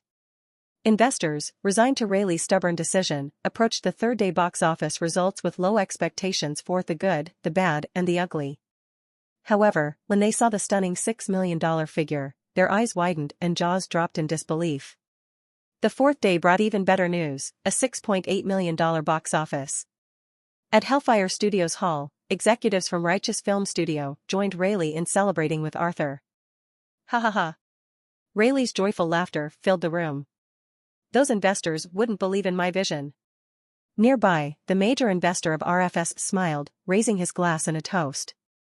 Rayleigh, unable to contain his glee, bragged to Arthur, that guy was forcing me to stop the screening, but look at him now. He guffawed, he's as tame as a dog after seeing my vision was right. The film's earning millions. The investor looked embarrassed in Arthur's presence. Arthur simply offered him a toast as the party continued. Rayleigh continued his boastful tirade, investors and executives were afraid of Titan Pictures, but I said, damn Titan Pictures. Our film will make it. 2 hours into the celebration, Rayleigh was thoroughly inebriated. Jerry, equally tipsy, attempted to scold him, you're drunk, Rayleigh. Stop acting like a spoiled kid. I'm not drunk. Rayleigh swayed, slurring his words. I am not a spoiled kid. My mommy said so. George leaned towards Arthur, asking skeptically, you sure it was the right decision to have a party here at your studio with these people? Arthur chuckled, let them be. These people, especially Rayleigh, are weird, but they're very interesting. Furful, standing nearby, commented, "That really is beyond weird. He acts like a child." "Yeah," Vivian nodded in agreement. "He tried to get touchy with me too, but fortunately, he's not forceful. Otherwise, he'd have tasted my fist." Arthur, Furful, George, and the others shared a hearty laugh when they heard that. The media initially predicted Arthur's third film, The Good, the Bad, and the Ugly, would be a colossal failure. Headlines boldly proclaimed, "Exiled Prince's third film set to be his biggest flop." This confidence stemmed from the horn entertainment industry's apparent desire to pull Arthur down, jealous of his rapid success with his first two films. Titan Pictures, wielding significant influence in the industry, spearheaded this effort. The film's Western genre, unpopular among horn citizens, made it easy for these industry giants to generate negative press. They were certain Arthur's streak of success was about to end. However, from the third day onwards, The Good, the Bad, and the Ugly defied expectations. Its box office numbers soared, earning millions day after day. Meanwhile, Titan Pictures' The Desired Crown saw a dramatic decline. Its earnings plummeted from millions to hundreds of thousands, and finally to mere tens of thousands daily. This unexpected turnaround left the media scrambling to explain the phenomenon. The dramatic box office shift reached Titan Pictures' headquarters in the Muscovy Empire's Evros region. In his spacious office, Chairman Alexander Leonidovich Volkov, stroking a cat in his lap, reviewed the Horn Kingdom box office reports with Ed Lewis. "What happened? Aren't Western-style movies unpopular in Horn Kingdom?" Alexander questioned, eyeing the papers on his desk. "Why is that infamous prince's third film performing so well?" Ed Lewis replied, "Boss, you've seen Demonfather and Lord of the Rings. This film is likely just as good." Alexander nodded, his expression darkening as he considered The Desired Crown's performance. "What about our film? Didn't our director boast it would surpass Lord of the Rings? Why did it only perform well initially?" "It's been widely criticized," Ed admitted. "Many call it a shameless copy of Lord of the Rings." Alexander's response was swift and cold. "Fire the director and the team. They created an obvious imitation." He paused, then continued, "This failure is acceptable as the film was merely an experiment. We'll improve next time." His eyes narrowed as he added, "Deal with the Hellfire film. Bribe horn film critics for negative reviews. Have our popular horn artists criticize the prince's film in interviews." "Of course," Ed nodded, understanding the gravity of the situation. This scene reveals the cutthroat nature of the industry and the lengths to which powerful studios will go to maintain their dominance. It also highlights the growing threat Arthur's success poses to established players like Titan Pictures. As planned, popular film critics in Horn Kingdom began publishing scathing reviews. "The film is terrible. It labels Blondie as good, even though he's just as evil. Don't waste your time on this movie. It's a one-dimensional film. There's no point in watching such shallow content. The film's only gaining success because Blondie is half demon." More negative reviews flooded in, but those who had actually watched the film met these critiques with disdain. "No way Dudu would give this review. Was he paid off or something?" some fans speculated, suspecting foul play. While some were swayed by the reviews, others who had seen the film were quick to counter, "Don't trust these reviews. Go watch the film yourself. It's worth it. Is it true that Blondie, labeled as the good, isn't a good person at all?" This question lingered in the minds of many, even those who had watched the film.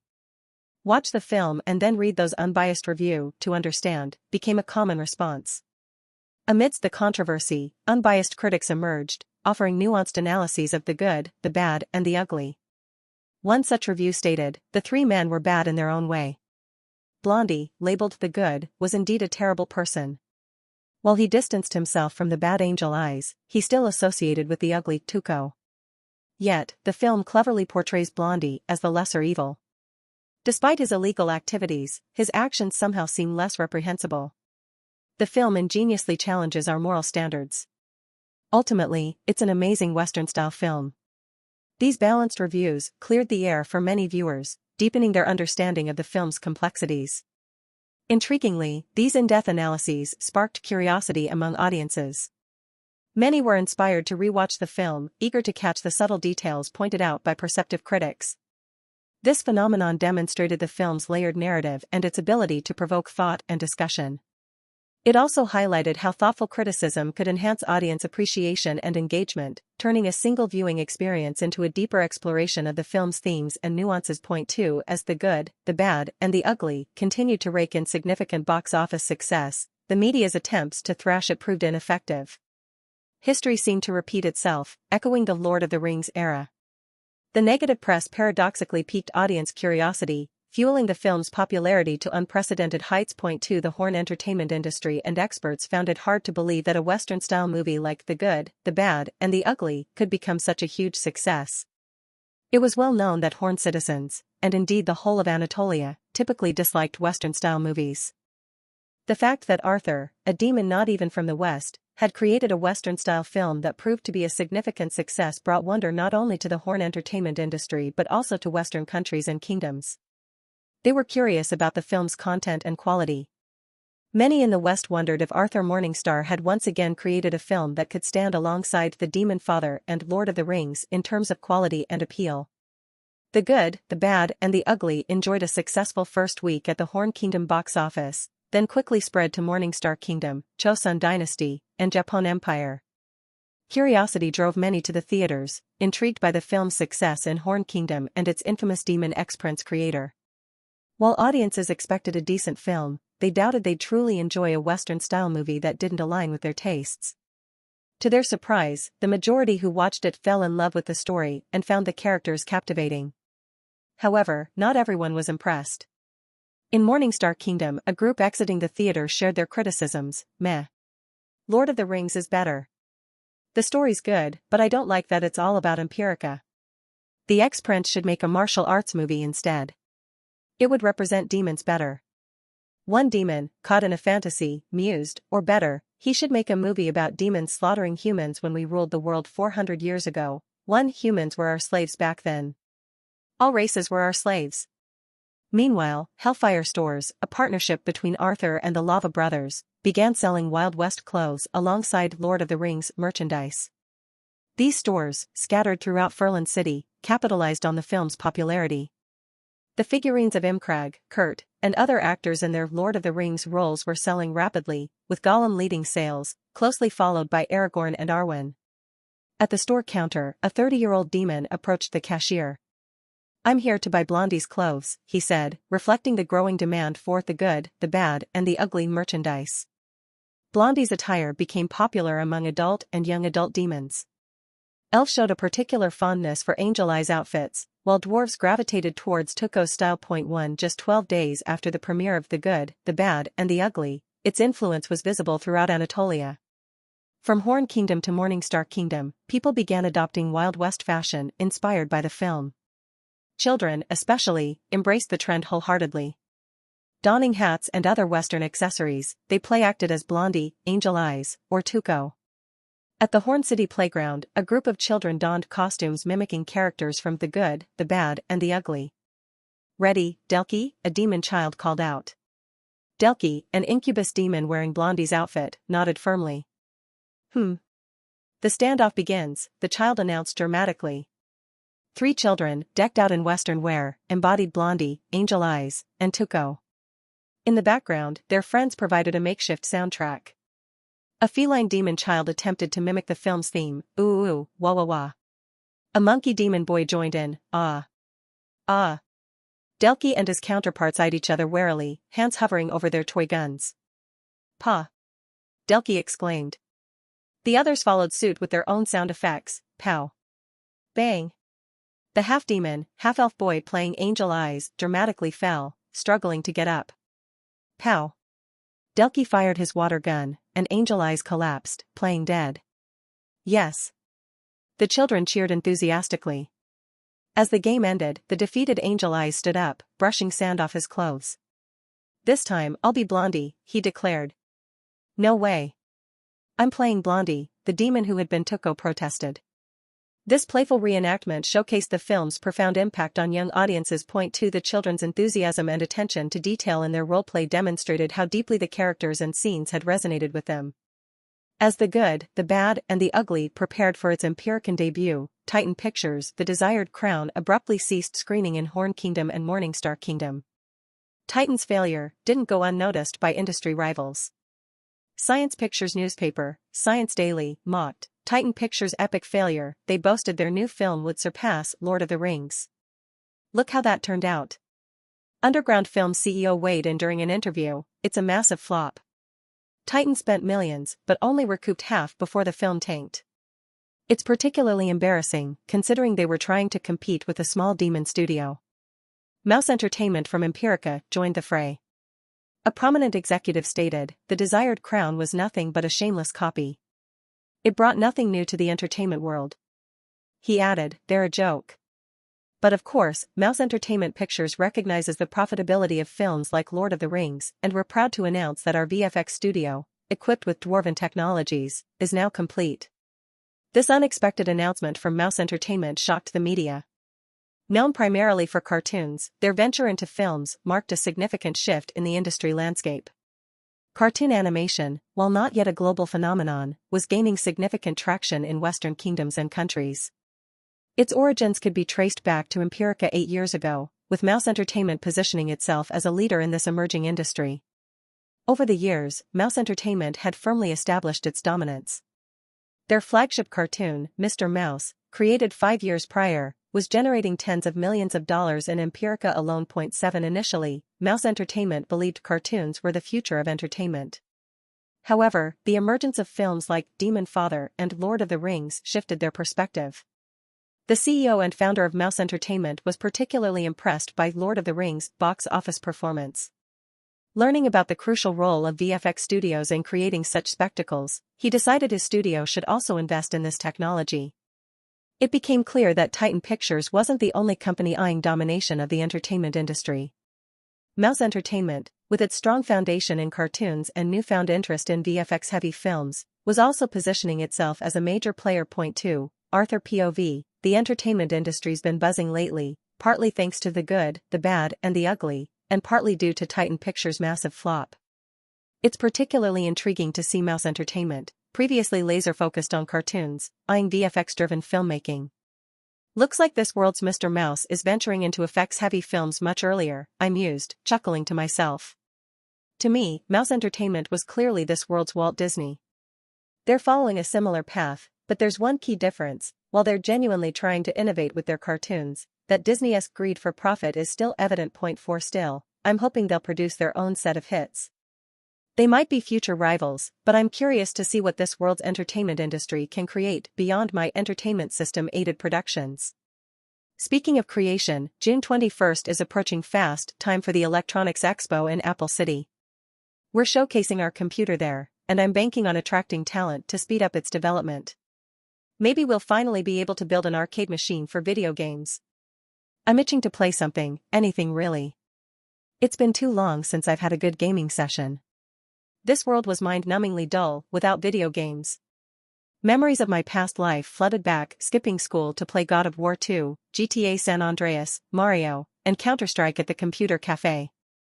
The nostalgia hit hard. For a moment, I wished I could go back, just for a bit. But then again, I'm pretty content with how this life's turning out. Boss. You need to see this. Klein's voice shattered my reverie as he burst into my office, waving a newspaper frantically. What's got you so worked up? I asked, snapping back to reality. This headline, it's about our film. He thrust the paper into my hands. The headline jumped out at me, blasphemy or art? Solaris Church rails against the good, the bad and the ugly. One, frowning, I scanned the article. Apparently, the Solaris Church took offense at Tuco's overuse of their circle sign. For a moment, I worried the Solaris Pope might block my film in their dominated kingdoms and countries. But reading further, I felt relief wash over me. It was just some Solaris followers complaining. Boss, do you think they'll try to shut us down? Klein asked, his voice tight with concern. 3 I leaned back, letting out a breath I didn't realize I'd been holding. Relax, Klein. It's just hot air. The Solaris higher-ups aren't going to waste their time on this. Our film's release is safe. Despite complaints from the Solaris Church, the good, the bad, and the ugly was set to screen in Empirica. This time, it wasn't Hellfire Studios' partner, Bryan Brothers, releasing Arthur's third film, but a studio called Western Studio. They outbid Bryan Brothers, securing licensing rights by offering Arthur $8 million studios and a 29% share of the box office, a deal surpassing offers from major Empirican studios like Science Pictures and Bryan Brothers. Western Studio began promoting the film across Empirica, with its premiere set for June 9, 1272, just 3 days away. It was up against another Western, Dust and Gunfire, directed by the renowned Douglas Harper and starring the famous Louis Light. Dust and Gunfire had been successful since its premiere a week prior. As The Good, the Bad, and the Ugly promotions ramped up, newspapers and magazines that had praised Dust and Gunfire ran intriguing headlines. Can this demon Western match Harper's genuine frontier tale? Many fans of Harper and Light were skeptical. Some sneered, a demon making a Western? What do demons know about our culture? Others echoed the sentiment, it's like Westerners trying to make a martial arts movie. It's bound to fail. Newspapers further fueled this view with headlines quoting director Harper, The Good, the Bad, and the Ugly might only be popular in Anatolia because it deviates from true Western style, aligning more with Anatolian tastes. It's likely to fail here, where audiences are accustomed to genuine Westerns. This buildup of anticipation and skepticism set the stage for a dramatic showdown at the Empirican box office, pitting Arthur's unconventional take on the Western genre against established Empirican filmmakers and audience expectations. June 9, 1272, The Good, the Bad, and the Ugly finally hit Empirican cinemas. Audiences bought tickets with low expectations. The film's demon origins gave many pause, but the infamous exiled prince's reputation as the creator of acclaimed films like The Demonfather and Lord of the Rings piqued their curiosity. At Holy Theatre in Angel City, people filed in, their skepticism evident in their hushed conversations. Think this ex-prince's third film will live up to his first two? One moviegoer asked his companion. His friend shook his head. Doubtful. What could a demon prince possibly know about our culture? Another in their group chimed in, it was popular in the East, so it might be interesting. But we can't expect accuracy, the exiled prince has never even set foot here. You've got a point, the first agreed. The air of skepticism hung heavy as the lights dimmed and the movie began. The audience settled in, bracing themselves for disappointment but secretly hoping to be surprised. From start to finish, the audience was spellbound.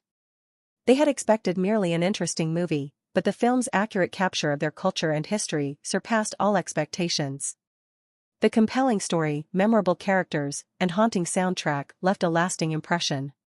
As the credits rolled, many viewers left the theater eager to return with friends and family for a second viewing. The first day's box office results for The Good, the Bad, and the Ugly were impressive, $900,000.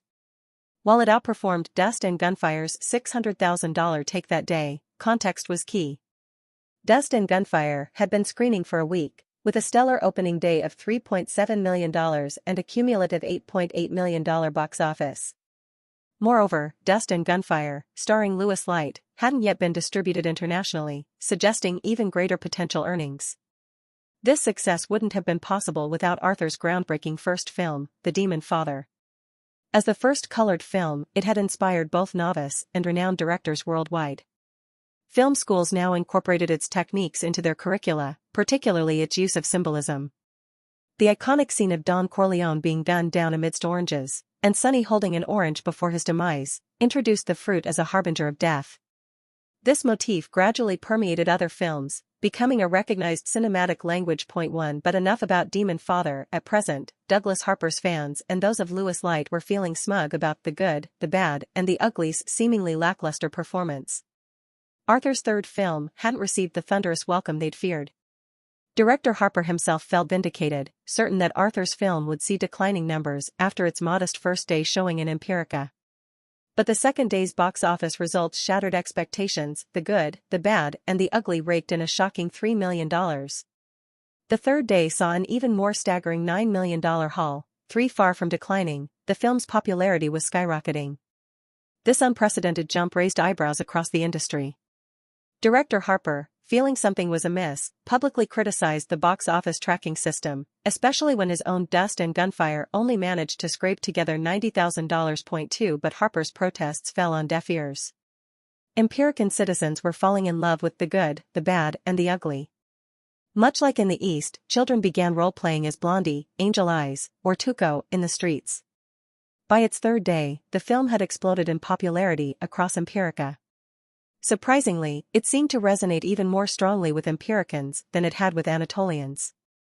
The unexpected success of The Good, the Bad and the Ugly in Empirica was turning into a cultural phenomenon, defying all predictions and leaving its critics scrambling for explanations. The triumph of The Good, the Bad and the Ugly gave major studio executives a serious case of déjà vu.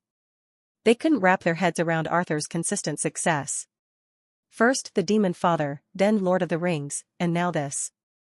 Just when they thought his third film wouldn't match the massive success of its predecessors, it blindsided them. It was as if Arthur was mocking them, saying, "Bet you didn't see that coming, did you?" Director Harper found himself in an especially embarrassing position. He'd confidently predicted Arthur's third film would flop in Empirica, only to watch it become even more successful there than elsewhere. Walking down the street became an exercise in humility for Douglas. Everywhere he looked, children were role-playing scenes from the very film posters he'd once sneered at. Even the popular Lewis Light couldn't resist the hype. After watching the film himself, he began to understand what all the fuss was about. "Arthur Morningstar," Lewis Light muttered, staring at the young demon prince's picture in the newspaper. The exiled filmmaker's name had become inescapable, dominating media headlines. "I'm growing more curious about you," Lewis mused. "What would it be like to work with you, I wonder?" Lewis wasn't alone in his intrigue. Other prominent actors and actresses found themselves drawn to Arthur's success. However, they dared not voice their interest, fearing backlash from their agencies or damaging relationships with major studios. Meanwhile, The Good, the Bad and the Ugly continued its triumphant run across the Evros region. As time passed, it effortlessly crossed the $100 million box office mark. While it might not have matched the astronomical success of Lord of the Rings, it stood as yet another hit in Arthur Morningstar's growing arsenal. The industry bigwigs were left scratching their heads, wondering how this exiled demon prince had managed to outmaneuver them. Yet again, Arthur's uncanny ability to captivate audiences across cultures was forcing them to reconsider everything they thought they knew about filmmaking and market trends. Point 3 in his office, Arthur allowed himself a satisfied smile as he read the system notification. The Good, the Bad, and the Ugly successfully reached $100 million box office. Mission: conquer the Wild West, hit $100 million with your frontier epic. Success. Finally, mission accomplished, and now, the reward I've been itching to get my hands on. Bloodline ability, Primal Morningstar. A surge of excitement coursed through me as I eyed the reward. The name alone, Primal Morningstar, had my curiosity piqued. As a Morningstar myself, I couldn't help but wonder what this bloodline ability was all about. I dove into the full details. As a Morningstar, you possess an ancient and powerful bloodline that grants you the ability to transform into your primal demonic form. This transformation embodies the regal, fearsome essence of the Morningstar, giving you both physical and magical dominance over others. Your appearance changes dramatically, showcasing the full power and majesty of your heritage. So, I'm awakening my ancient bloodline? My heart raced. Could this finally put me on par with my father and brothers? But then I read on. Currently, you can only access the first phase of this Primal Morningstar transformation ability, with more advanced phases available as you meet specific requirements. Just phase 1? My fantasies of surpassing my father or my first brother vanished in a puff of smoke. It's still something, I consoled myself. A major power-up is nothing to sneeze at. I pored over the rest of the skill description, surprised by the system's uncharacteristic generosity with details. After digesting it all, I locked my office door and positioned myself in front of the full-length mirror. Alright, let's see what this transformation looks like. My heart pounded as I prepared to trigger the ability. What kind of demon would I see staring back at me? One after gaining the Primal Morningstar ability, a strange new kind of demonic energy began swirling through my body. It felt both familiar and alien, like it had always been there, dormant, waiting to be discovered. Yet I'd never felt anything quite like it before. This demonic energy seemed to dance in my veins, reminding me of Nether Surge, but far more potent. It was, to put it mildly, freaking weird. Weirdness aside, I decided to trigger these playful demonic energies. Instant regret. HNG. What the actual fuck? My muscles and bones screamed in agony, my skin stretching impossibly tight. It felt like my body was tearing itself apart and reforging itself simultaneously. Ah. The change was excruciating. My eyes burned with an intensity that made my usual scarlet eye transformation feel like a gentle warmth in comparison. I stumbled against my desk, steam rising from my body like I was some demonic kettle. My suit, unable to withstand the transformation, tore to shreds. Now I stood naked, save for my underwear clinging on like a loyal sidekick. Point 3. As the pain intensified, I couldn't help but wonder if this was the price of power, or if I'd seriously underestimated what it meant to unlock my primal form. Lord, save me! Hot tears streamed down my cheeks as I endured what felt like hell on earth. Point 4. Fighting to stay conscious, I silently cursed the system for not warning me about the excruciating pain of transformation. If I'd known, I could have done this in my private bathroom or back at the penthouse. Not here in the office where anyone could walk in at any moment. Point 1. Thank hell I'd had the foresight to lock the door. Knock knock. Boss, are you there? Klein's voice filtered through the door. Why now? I inwardly groaned. Speak of the devil. Well, what do you want? I managed to growl through gritted teeth. Boss, I'm here for an important matter. I cut him off. Let's talk later. I'm in serious business here. Klein's voice turned concerned. Are you okay, boss? You sound weird. The pain began to subside, allowing me to speak more normally. I'm fine. Just in the middle of something important. It's serious business. Funny business? For fuck's sake. Just get out. Okay, Klein retreated, sounding bewildered. This guy was getting too comfortable around me. But I had bigger concerns. As Klein's footsteps faded, a strange, gradual pleasure began to replace the pain. I felt oddly good. This power, it was like being high, even though I'd never touched drugs. The sensation was intoxicating, a rush unlike anything I'd experienced before. As the transformation settled, I couldn't help but wonder, was this how it felt to truly embrace my demonic heritage? I pushed myself up from my kneeling position, suddenly aware of a significant change in height. Had I grown to 6 or 7 feet tall? But that wasn't all. I felt a new pair of appendages I could control, not arms, but wings. With a slight experimental flap, papers and various items in the room were suddenly caught in a gust, scattering across the floor. Approaching the full-length mirror, I realized my new height meant I couldn't see my entire reflection. Only my upper body was visible, my head nearly brushing the ceiling. My torso caught my attention first. The abs and muscles I'd always had now looked more defined, radiating power. Kneeling to get a better view, I was startled to see my forehead horns had vanished. Instead, impressive antler-like horns now crowned my head, their scarlet hue both intimidating and oddly graceful. My eyes blazed the same scarlet shade I'd seen flash during moments of intense emotion. My features had sharpened, becoming more handsome, my sweat-sheened body exuding an almost magnetic attraction. Then there were the wings, bat-like appendages sprouting from my back. When I touched them, the sensation was as natural as touching my own shoulder.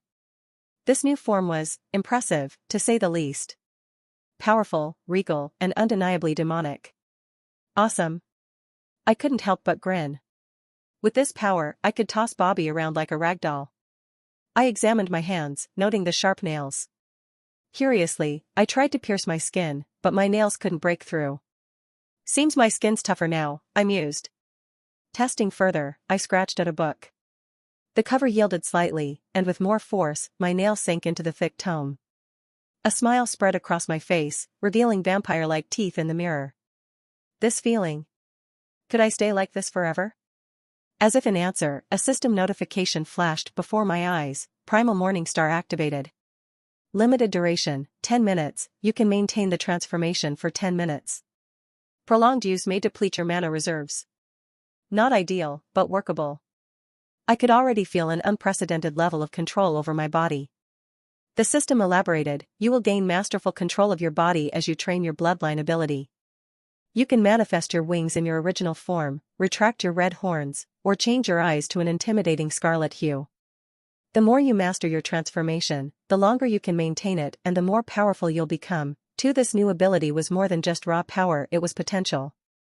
With practice, I could fine-tune my demonic traits, adapting them to any situation. The possibilities were thrilling. With a satisfied smile, I decided to revert to my original form. The process of changing back was easier, but still came with a twinge of pain. As my body shifted and shrank, I could feel my muscles and bones realigning, a sensation that was uncomfortable but manageable. Once I was back to my normal self, a system notification chimed in my head, ding. Your pain resistance increased. I let out a relieved sigh. Thank God. The thought of enduring that level of agony every time I transformed was daunting. This pain resistance was a welcome development. As I stood there, catching my breath and adjusting to being back in my usual body, I couldn't help but feel a mix of excitement and apprehension. This new ability was powerful, no doubt, but it came with its own set of challenges. The increased pain resistance was a good start, but I knew I'd need to practice and build up my tolerance if I wanted to use this transformation effectively. Still, the potential benefits seemed well worth the discomfort. I glanced at the mirror one last time, seeing my familiar face looking back at me. It was strange to think that such a powerful, imposing form was now hidden beneath this exterior. Point 1. As I exited the office, my crew's eyes widened at the sight of my shredded clothes. What happened to you, boss? They exclaimed in unison. Haha, don't worry about it, I said, trying to sound casual. Just a small accident. Embarrassment bubbled up inside me as I made my way to the male hot tub. I quickly stripped, grabbed a towel, and sunk into the warm water. For 10 minutes, I relaxed, my mind racing with thoughts of my new ability to transform, fly, and who knows what else. Eventually, I stood up and quietly borrowed some clothes hanging nearby. Just as I finished dressing, a demon exited the hot tub. Boss. Those are my clothes. Oh, these? I said nonchalantly. I'll repay you. For now, I need to borrow them. But one look from me was enough. He nodded in understanding. As I left the hot tub area, I found Klein waiting outside. Oh right, you had something to report? It's about our talents, boss. Klein said, his tone uncharacteristically solemn. This didn't sound good. Tell me, I said, bracing myself for whatever news was coming. Third-person POV, a few hours before Arthur's transformation, Clint and Benny had decided to celebrate the huge success of The Good, the Bad, and the Ugly. Though Clint and Benny had only been living in Horn City for a few weeks, they'd wasted no time exploring the local nightlife.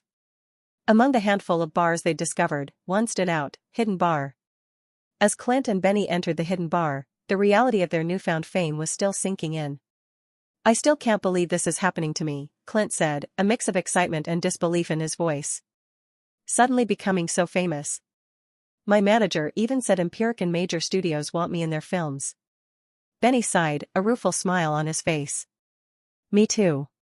I'm just a 60-year-old man. Never imagined I'd become famous at this age. Their conversation was interrupted by an excited voice. Hey, aren't you Blondie and Tuco from that Western film? Clint chuckled, yeah, that's us. But I'm Clint, and he's Benny. Wow. Can I have an autograph? Everything was happening so fast. Just weeks ago, they could walk into a bar unnoticed. Now, they were surrounded like, well, celebrities. Which, they realized with a start, they actually were now. As more people approached, asking for autographs, Clint and Benny exchanged a look. This was their new reality, and while exciting, it was also a bit overwhelming. Clint and Benny had come to Hidden Bar to celebrate, but they couldn't get a moment to themselves. Fans kept approaching, getting too touchy and demanding their attention, making it impossible for the actors to enjoy their evening. Fortunately, the bar manager, a succubus named Alyssa, noticed their predicament and swooped in to rescue them. Follow me, she said, leading them to the VIP room. Thank you, Alyssa, Clint said, gratitude evident in his voice. He and Alyssa had grown close over the past few weeks, even before his sudden rise to fame. She'd always treated him and Benny well, and Clint had found himself drawn to her. Alyssa smiled warmly. Come on, I'm the bar manager here. Looking after my customers is the least I can do. Benny, never one to miss an opportunity for playful jabs, interjected, haha. Suddenly all concerned about customers, are we? He grinned mischievously. Just a few days ago, I saw you beat down some young troublemakers and kick out the folks cheering them on. Alyssa chuckled, unfazed. That was different. Clint nudged Benny as they settled into their seats, a silent request to ease up on the teasing. Benny noticed the growing closeness between Clint and Alyssa. He shook his head, thinking, who would have thought this guy would find a love life so quickly in a foreign city? Indeed, just a few weeks ago, Horn City had been completely alien to them.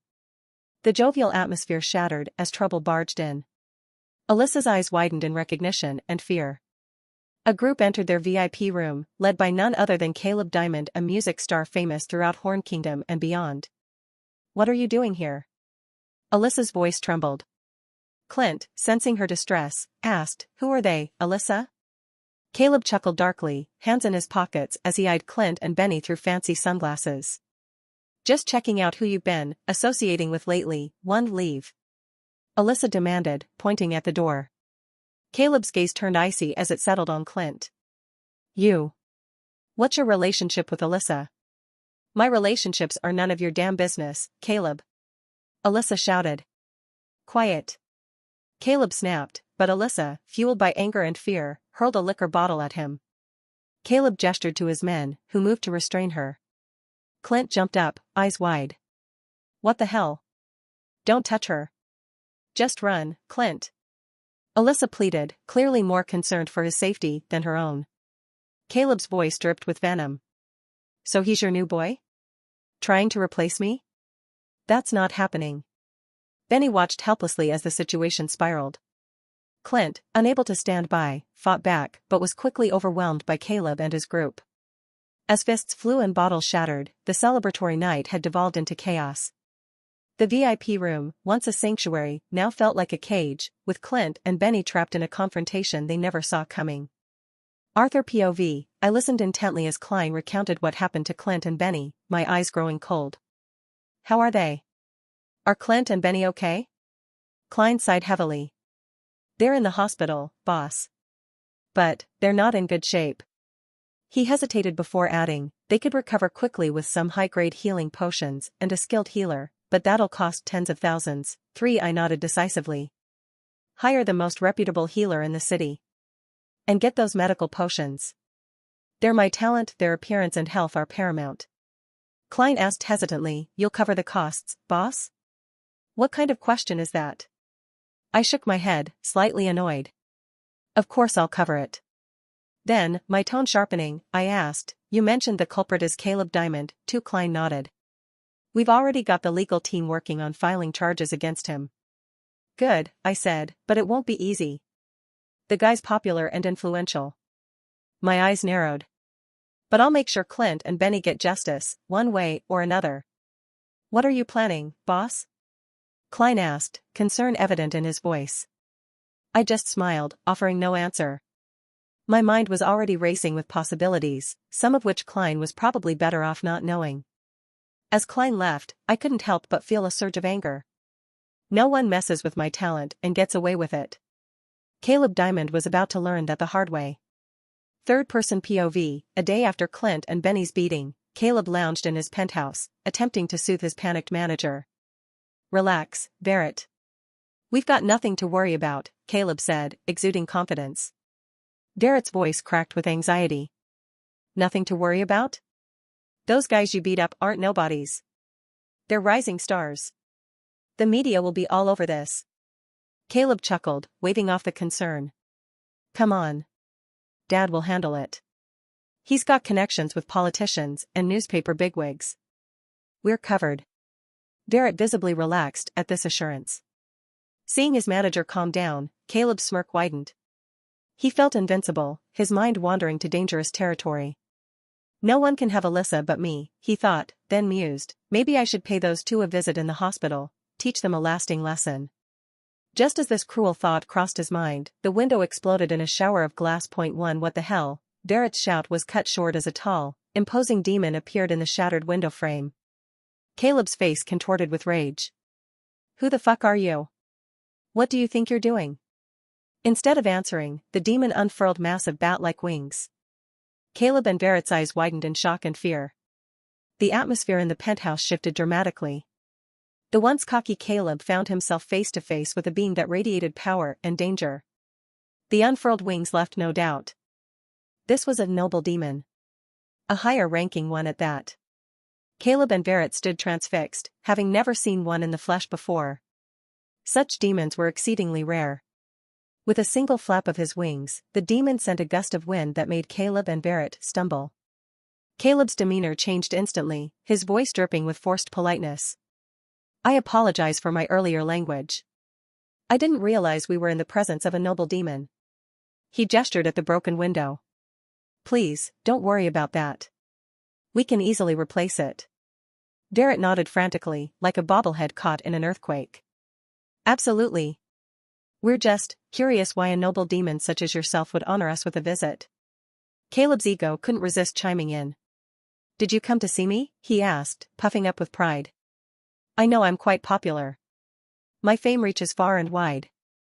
I can see why even a noble demon such as yourself were so excited to meet me that you didn't think twice about breaking a window to get in. He continued, oblivious to the growing danger. Would you like an autograph? I could even perform a song for you. His words were cut short as the demon suddenly appeared before him, fist connecting with Caleb's face. The impact sent him flying across the room. 1 Barrett's eyes bulged in shock. What? He sputtered, his earlier composure shattered. The noble demon stood silently, his scarlet eyes burning with barely contained rage. It was clear that this was no social call, and Caleb's assumption of admiration couldn't have been further from the truth. The sight of this horned superstar, Caleb, filled me with disgust. His face showed no hint of remorse for what he'd done to Clint and Benny. The audacity of him bragging about his fame to me. Without hesitation, I closed the distance between us and planted my fist squarely in his face. Boom. Caleb crashed into the nearby wall, crumpling to the floor. What? The demon beside Caleb sputtered, pointing a shaky finger at me. Why did you hurt my client? I fixed him with a cold stare. And you are? I am his manager, Barrett, he stammered, trying to sound brave. You'd better leave before I decide to do something to you too, I warned. Derek gulped, glancing at the unconscious Caleb before locking eyes with me once more. He didn't need telling twice, he bolted, panic written all over his face. I knew he'd probably go for help, but I didn't care. I wasn't done with Caleb just yet. I approached Caleb's limp form and roused him with a light punch. Gah! He jolted awake, pain etched across his features.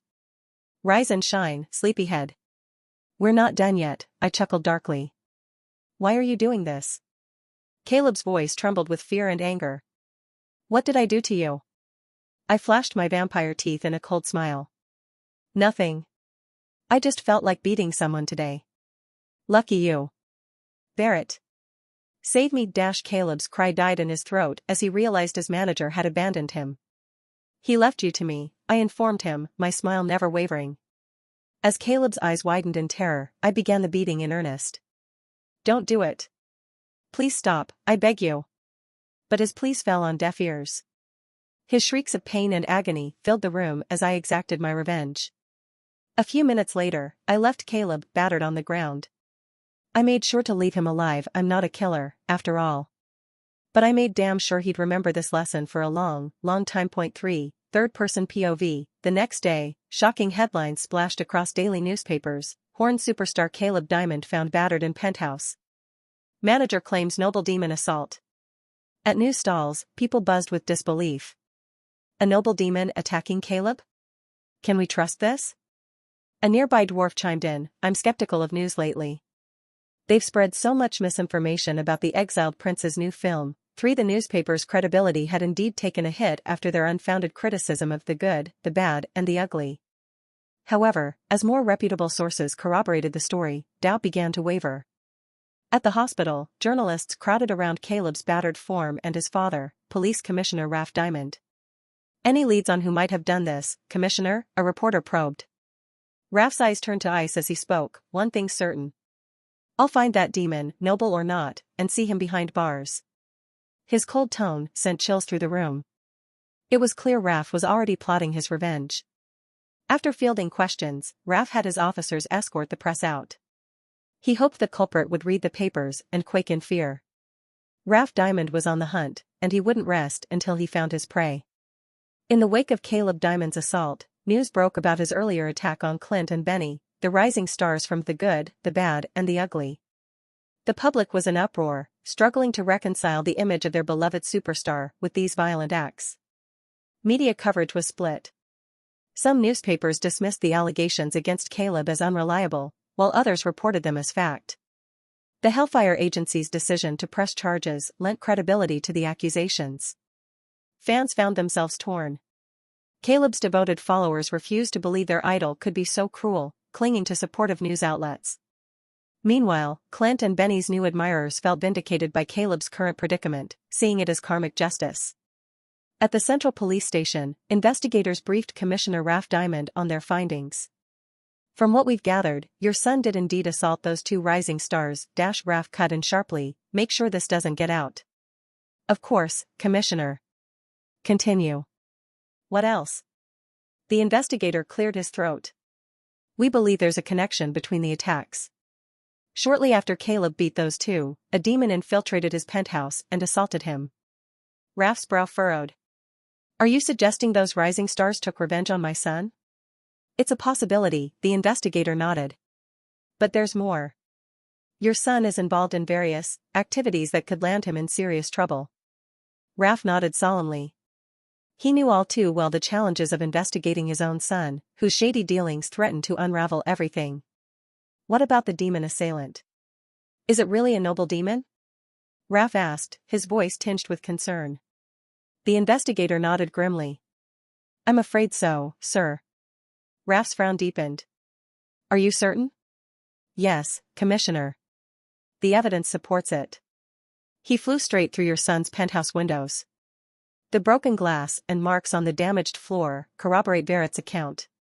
Our investigation confirms it was indeed a high-ranking demon." Raph sighed heavily, his hopes of an easier resolution dashed. Exacting revenge on a noble demon would be complicated. "If it is a noble demon, we're in for a real challenge," Raph mused. "And I doubt those rising stars have the connections to sick a noble demon on my son." The investigator hesitated before speaking. "But sir, what about the exiled prince, Arthur Morningstar?" Maybe he Raph's laughter cut him off. "Impossible. It couldn't be the exiled prince. But he is a Morningstar, sir." Raph chuckled, though there was no humor in it. "Indeed he is, but that ex-prince reportedly can't even conjure a fireball, let alone fly," for the investigator nodded, chastened. "Keep digging," Raph ordered. "Noble demon or not, we need to find him and understand why he attacked my son. And of course," his eyes hardened, "he must be punished for his actions." As the investigator left, Raph turned to the window, his mind racing. A noble demon assailant complicated matters significantly. But he was determined to see justice, or was it vengeance? Served, no matter the obstacles. In the Hellfire headquarters office, Klein approached Arthur, who was overseeing auditions for their next project. "Boss, did you hear about Caleb getting beaten in his penthouse?" Klein asked cautiously. Arthur chuckled, not looking up from his work. "Yeah. Guess karma works faster than we thought." Klein nodded, eyeing Arthur doubtfully. He recalled Arthur's earlier words, "I'll make sure Clint and Benny get justice, one way or another." He couldn't shake the suspicion that Arthur was involved, but quickly dismissed the thought. After all, the attacker was reportedly a noble demon who could fly. Surely beyond Arthur's capabilities. 3 Caleb's concert's been postponed because of the incident, Klein continued. Serves him right, though. This caught Arthur's attention. "He has a concert?" "Yes," Klein confirmed. "Ticket sales haven't even started, and it's already delayed." "When's it supposed to be?" Arthur asked, his interest piqued. Confused by Arthur's sudden curiosity, Klein explained, "In a few weeks," he added, "the concert was originally scheduled for 2 weeks from now, but it's been postponed. Even though Caleb will fully recover in a few days, he won't be able to perform then. The police are still investigating who assaulted him." Arthur nodded, his expression unreadable. "When tickets do go on sale, buy them all. Speak with my financial advisors to arrange it." Klein's jaw dropped. "What? Why? You want to support that scumbag, boss?" "Of course not," Arthur's smile turned cruel. "I want him to perform to an empty house." Klein was speechless. Arthur laughed, clearly pleased with his plan.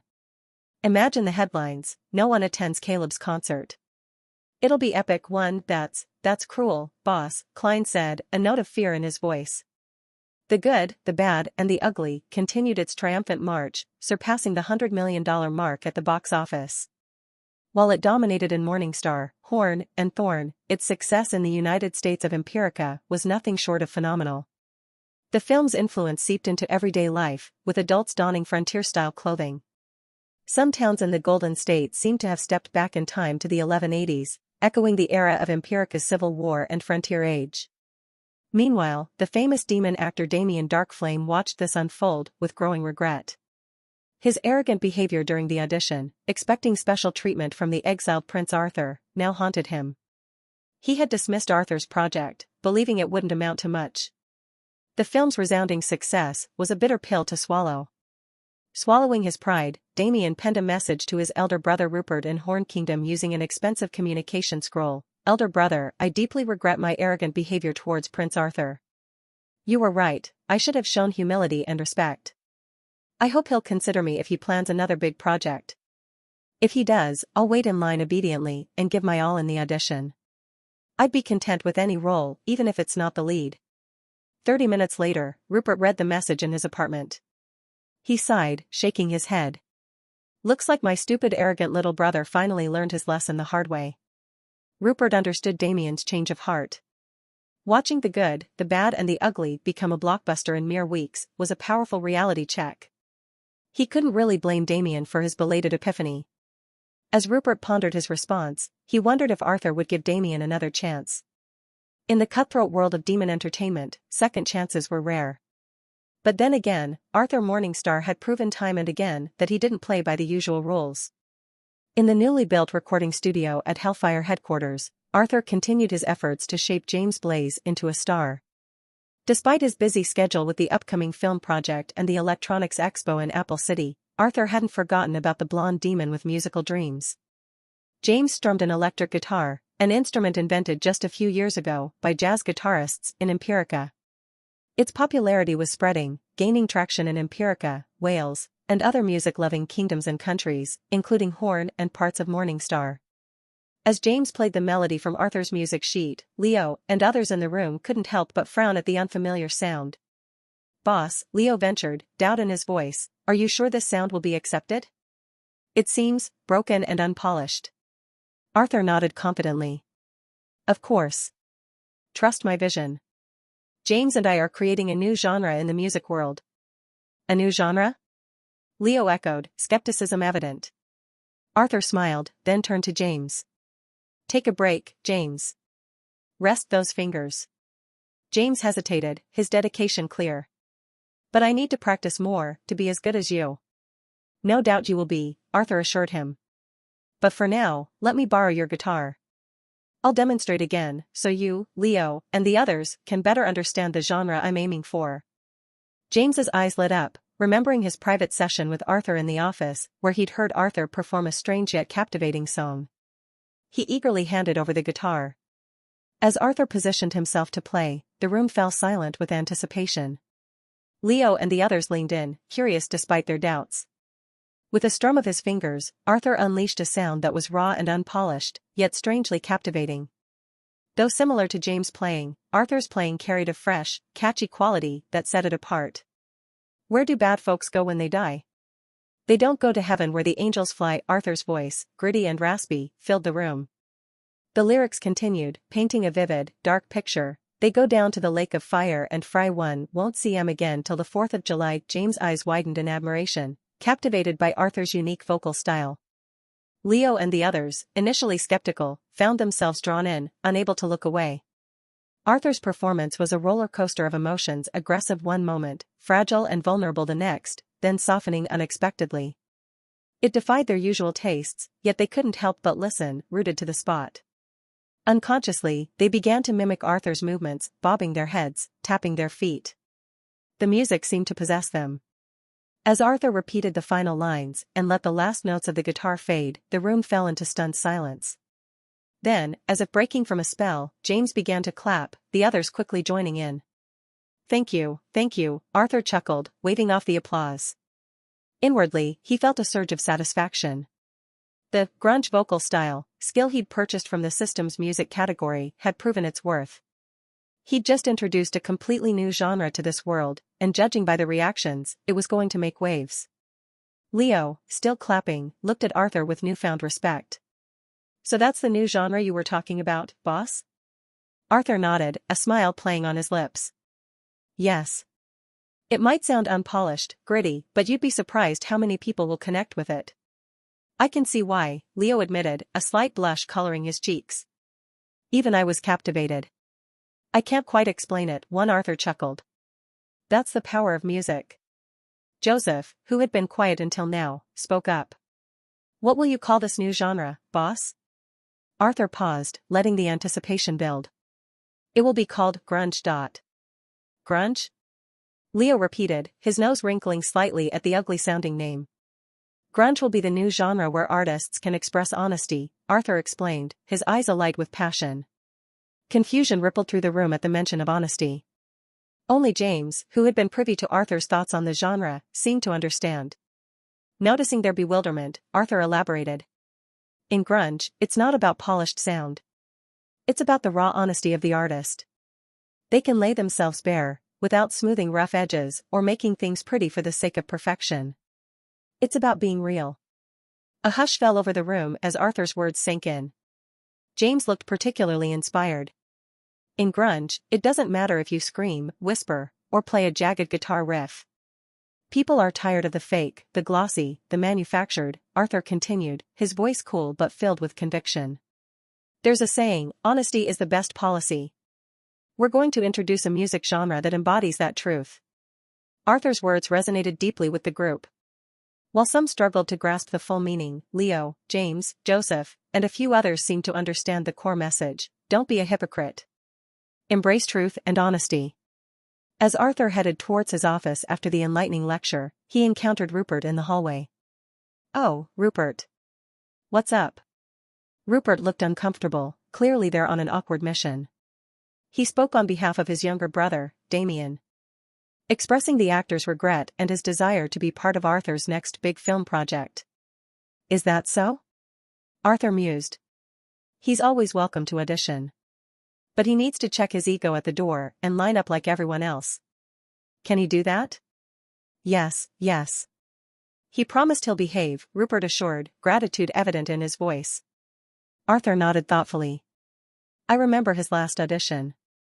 It seemed like he wasn't giving it his all. He swears he'll do his best this time, Rupert said with a smile. He's quite talented, after all. His fame isn't for nothing. It's just, it gets to his head sometimes. Too fair enough, Arthur conceded. Make sure he signs up for the audition soon. I'll be heading to Apple City for the Electronics Expo shortly, so time is of the essence. Rupert's eyebrows raised at the mention of the Electronics Expo, curiosity evident on his face. But he knew better than to pry into Arthur's affairs. As Rupert left, Arthur couldn't help but reflect on the situation. Damien's change of heart was interesting, to say the least. I'm rushing to get this next film project off the ground, a martial arts movie. Honestly, I didn't want to rush another film, but the entertainment system dangled a mission with a reward too tempting to ignore. Originally, I planned to wait until the VFX studio was finished to make my next movie. Maybe even finally film that epic Star Wars, but that's impossible without the VFX capabilities.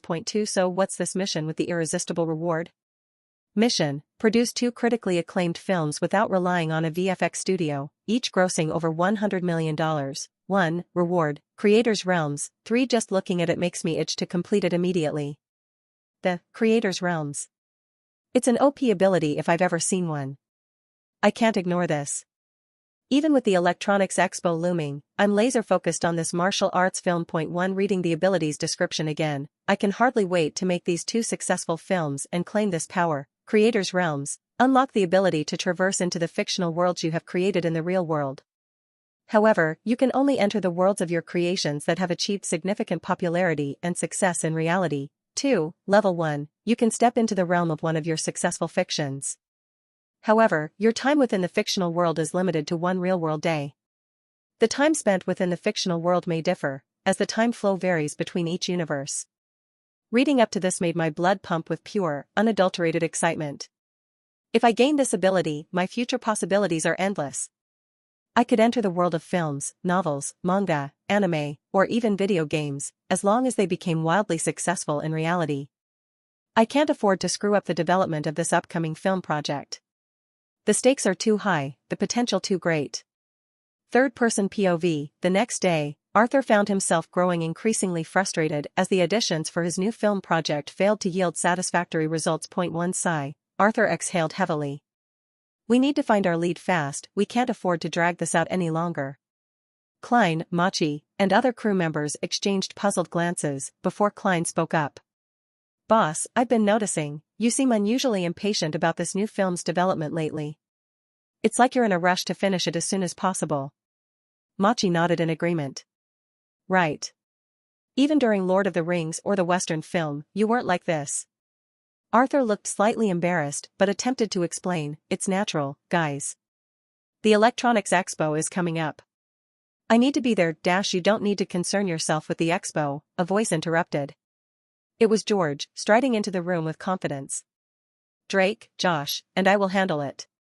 We'll do just fine attracting talents in Apple City for you. Arthur eyed George doubtfully. You sure you can handle it? George chuckled, a hint of pride in his voice. What do you take me for?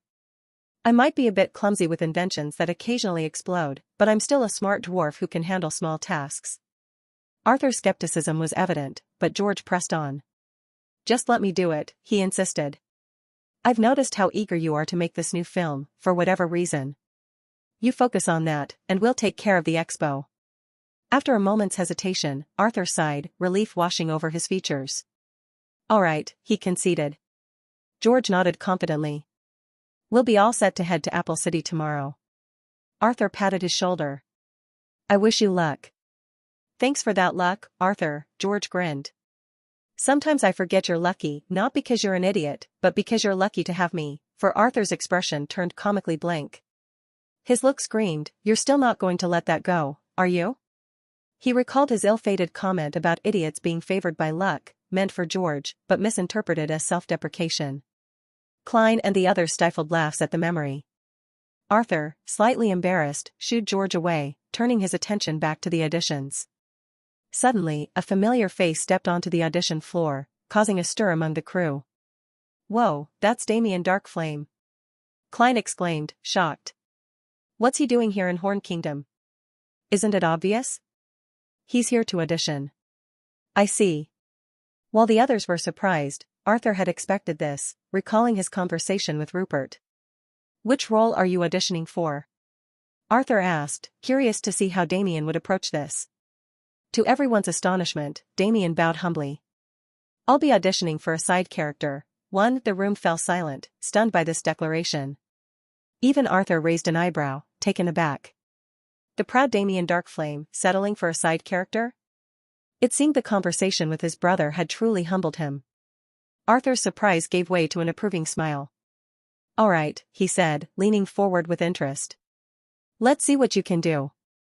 As Damien prepared for his audition, Arthur couldn't help but feel a mix of curiosity and satisfaction. This was a far cry from the arrogant star who had demanded special treatment before. Perhaps there was hope for Damien after all. Damien began his performance, launching into a martial arts choreography that immediately caught everyone's attention. His body movements spoke volumes about the techniques he was employing. 1 The choreography was recognizable, a watered-down version of legitimate martial arts skills used by knights and warriors from the Martial Arts Academy. While it might not have been impressive in real life, Arthur knew it would translate well to film. Arthur's mind wandered to the old days of black and white demon films, where even subpar martial arts looked spectacular on screen. His introduction of color films had changed the game, but the new cameras had also exposed the flaws in many martial arts performances. Damien's movements were undoubtedly polished, likely from his extensive film experience. Yet, Arthur could see that to make it truly convincing on modern film, Damien would need to push his skills further. As Damien finished his routine, Arthur nodded appreciatively. All right. Very impressive performance, he said, offering polite applause. Damien bowed in gratitude, his humility still evident. But you still have room for improvement, Arthur continued, his tone constructive rather than critical. Would you be open to rehearsals with a professional horn choreographer? I'm fine with that, Damien replied with a smile, his eagerness to improve apparent. Arthur smiled at Damien's cooperative nature. It was a relief to see him so amenable, especially given Arthur's urgency to start the film. Next? Arthur called out as Damien exited the audition room. As the next actor entered, Arthur kept his head down, jotting notes about Damien's performance. Klein took the lead. Your name? Hello, the actor bowed respectfully. My name is Lee Junfan. It's a pleasure to meet you, too. Arthur's eyebrows shot up at the name. Lee Junfan? It rang a bell, tugging at his memories. When Arthur finally raised his head to look at the actor, his eyes widened in shock. Is something the matter? Junfan asked, his voice tinged with uncertainty as he noticed Arthur's wide-eyed stare. Klein, picking up on the strange atmosphere, turned to Arthur. Seeing his boss's shocked expression, as if he'd seen a ghost, Klein nudged him gently. Boss, he whispered urgently. Arthur snapped out of his trance, blinking rapidly as he focused on Klein. Are you all right? Klein asked, concern evident in his voice. I'm fine, Arthur nodded, his voice steadier than he felt. Despite his assurance, Arthur was deeply shaken. The actor standing before him wasn't remarkable for being exceptionally handsome or unusually ugly. No, what struck Arthur was how uncannily similar Junfan looked to Bruce Lee from his previous life. This Lee Junfan could have been Bruce Lee's clone, transported across dimensions and time. Arthur leaned forward, his interest piqued. You may begin your performance, Lee Junfan, he said, his voice carrying a hint of anticipation. Junfan nodded, a flicker of nervousness crossing his features. He closed his eyes for a moment, drawing in a deep breath to center himself. As he exhaled, a transformation seemed to come over him. In an explosive burst of energy, Junfan launched into a series of movements that were clearly more than mere choreography. His body flowed with a grace and power that spoke of years of dedicated training. Wait, Arthur's voice cut through the air, halting Junfan mid-motion. Junfan froze, anxiety creeping into his voice. Is something the matter? Arthur cleared his throat, trying to mask his growing excitement. Are you using actual martial arts? Why yes. Junfan stammered, nodding vigorously. His eyes darted nervously as he added, is it not allowed? No. It's fine, Arthur assured him, waving his hand dismissively. I was just surprised to see an actor with knowledge of real martial arts. And from the looks of it, this isn't just any ordinary style. Junfan's posture relaxed slightly as he explained, actually, the martial arts was taught to me by a famous old demon martial artist in the Morningstar Kingdom, for is that so? Arthur stroked his chin, his eyes gleaming with curiosity. The wheels in his mind were already turning, imagining the possibilities this unexpected development could bring to his film. The presence of a Bruce Lee doppelganger before me was tempting fate. For a moment, I toyed with the idea of scrapping my current project in favor of recreating Enter the Dragon. But I quickly dismissed the notion. Crouching Tiger, Hidden Dragon was already in motion, and it felt wrong to suddenly change course. Besides, Crouching Tiger, Hidden Dragon was a masterpiece in its own right, easily capable of reaching 100 million at the box office. If executed properly, the film could likely hit that mark in the 3 demon kingdoms alone, Morningstar, Horn, and Thorn. I'd already decided Lee Junfan would portray the character of Li Mubai. To most, the name Li Mubai might sound peculiar, but not so much in the demon kingdoms. It was a quirk of this world that demon culture shared surprising similarities with Chinese culture from my previous life. I wasn't Chinese in that life, but even I could recognize that the demon's ancient language was essentially Chinese, though it had long since fallen into extinction, leaving no one able to read it anymore. 4 Names like Li Junfan, Wang, Yu, and Li still existed among demons, but their bearers likely had no idea of their meanings. These Chinese-sounding names were becoming increasingly rare, phased out by the ubiquitous common tongue or world's language that had somehow become the global standard. It wasn't just demon languages that had vanished into the mists of time. Many human, elven, and dwarven kingdoms and countries had also lost their original tongues. I often wondered what cataclysmic event could have led to such widespread linguistic homogenization. 2 The elves and dwarves, to their credit, still clung to vestiges of their ancient languages. They had elders who could speak the old tongues, but even among their own kind, the vast majority couldn't read or understand a single word of their ancestral scripts. Third-person POV, the Hellfire team fanned out across Horn Kingdom, scouting for the perfect filming locations for Crouching Tiger, Hidden Dragon. Fortune smiled upon Arthur. The kingdom boasted a diverse landscape that seemed tailor-made for his vision. Ancient villages, stubbornly clinging to tradition amidst a modernizing world, stood frozen in time. Undeveloped forests and majestic mountains offered the perfect backdrop for the film's more rugged scenes. For the desert sequences, the team made an unconventional choice: the kingdom's secluded beaches. It was here that Arthur now stood with his crew, the soft sand crunching beneath their feet as they surveyed the potential shooting location. Eli, a demoness heading the illusion team, walked alongside Arthur, her eyes gleaming with excitement. "With our new technique, we can efficiently use illusion magic to transform this beach into the desert for our film," she explained, gesturing towards the expanse of sand and sea before them. Arthur nodded, his interest piqued. "So you've mastered those new film techniques we discussed?" Eli's face broke into a proud smile. "Yes, boss," she confirmed, barely containing her enthusiasm. "By implementing our newly developed illusion artifact directly into our camera, we can create backdrop illusions more efficiently than ever before." A look of satisfaction crossed Arthur's face as he absorbed this information. Their latest innovation was an artifact imbued with illusion magic, designed to be embedded directly into the camera lens. Through this enchanted lens, they could conjure a convincing desert backdrop, seamlessly replacing the sea. Of course, there were limitations. The illusion would only cover the seaward side of the beach, and actors would be confined to the sandy shore. The camera, too, would need to remain stationary. But Arthur saw these not as obstacles, but as creative challenges. "This technique will be perfect for our wide shots and distant scenes," Arthur mused aloud. "For close-ups, we can easily manage without the illusion." While Hellfire Studio bustled with preparations for their upcoming film, another spectacle was unfolding across the sea in Empirica. The Electronics Expo in Apple City had drawn inventors and innovators from all corners of the world: humans, elves, and dwarves alike, showcasing their latest technological marvels. Point 1 Despite Empirica being predominantly human, it was the dwarves who stole the show. Their reputation for genius preceded them, and they were welcomed with open arms in countries and kingdoms far and wide, Empirica included. The expo hall hummed with excitement, but nowhere was the crowd thicker than in the section devoted to electronics and mechanical wonders. At the heart of this throng stood Billy Dark, a dwarf of considerable renown.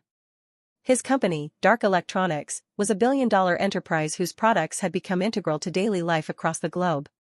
Today, Billy and his team were unveiling their latest creation, a mechanical puppet powered by a magic core. With a simple push of a button on its back, the puppet could perform a variety of household tasks: sweeping floors, washing dishes, and more. Point 2 Wow. This is an amazing development, Mr. Dark, an onlooker exclaimed, eyes wide with wonder. Another voice chimed in, as expected from Mr. Dark. It's an incredible invention. Billy acknowledged the praise with a modest smile. It can be easily commanded by a simple push of a button, he explained, demonstrating by pressing the dishes button. The puppet immediately set aside its broom and began washing plates in the kitchen demo area. A tech journalist pushed forward, notepad at the ready. How much will this cost if it's released to the public, Mr. Dark? It won't be much, Billy replied, his eyes twinkling. Maybe around $299 or $499 for a basic puppet. The advanced model will be $499. That's very cheap, another journalist remarked. Having one puppet is like having a servant. Billy nodded enthusiastically. Yes, he agreed. With just a monthly change of an inferior magic core, it's much cheaper than paying a servant. And with a high-quality magic core, the puppet can remain powered for several months. Yet as impressive as Billy's invention was, other innovators, both famous and unknown, were showcasing their own technological prototypes throughout the expo. In the less popular section of the expo, where newcomers to the electronics industry displayed their creations, foot traffic was sparse. Only a few curious onlookers wandered through, glancing at the various stalls. George, along with Drake and Josh, sat silently at their booth as people passed by, barely sparing them a glance. "What do we do now, Boss George?" Drake asked nervously, his discomfort evident. Drake and Josh, having spent months working behind computers, were clearly out of their element in this public setting. Their introverted natures didn't help matters. George, while more extroverted, found himself at a loss. But he'd promised his friend Arthur he'd do his best, so he steeled himself to make the most of this opportunity. Just as George was pondering how to motivate his team, a human journalist approached their stall. "What kind of product are you guys presenting?" the man asked, curiosity piqued. George stood up quickly, gesturing to the computer on the table. "We're introducing a computer. It's a groundbreaking invention from Hellfire Electronics. The journalist furrowed his brows. Hellfire Electronics? The name was unfamiliar, though not unusual for this section of the expo. Still, the word Hellfire rang a distant bell. Yes, yes. We're from Hellfire Electronics, George grinned, seizing the moment. He introduced his companions. These two led the development of this computer technology we're presenting. The journalist nodded. I see, I see. What does this computer do? He gestured at the device. It looks like a television and that fancy typewriter? Drake and Josh, sensing their cue, launched into an explanation of the computer's capabilities, demonstrating the operating system and its functions. The journalist, who introduced himself as Mac Eagle, listened with growing interest. Wow. This is incredible dwarven technology. As expected of the dwarves. It's not dwarven, Drake corrected. In fact, it's an invention of our boss Arthur. He's a demon. Mac frowned, doubt creeping into his expression. A demon, he paused before asking, if he's the inventor, why isn't he here? He's actually busy making a film. George admitted. Making a film? Mac's confusion deepened. Yeah. I don't know if you know him, but he's Arthur Morningstar, George explained. Mac's eyes widened as the name registered. Are you kidding me? One.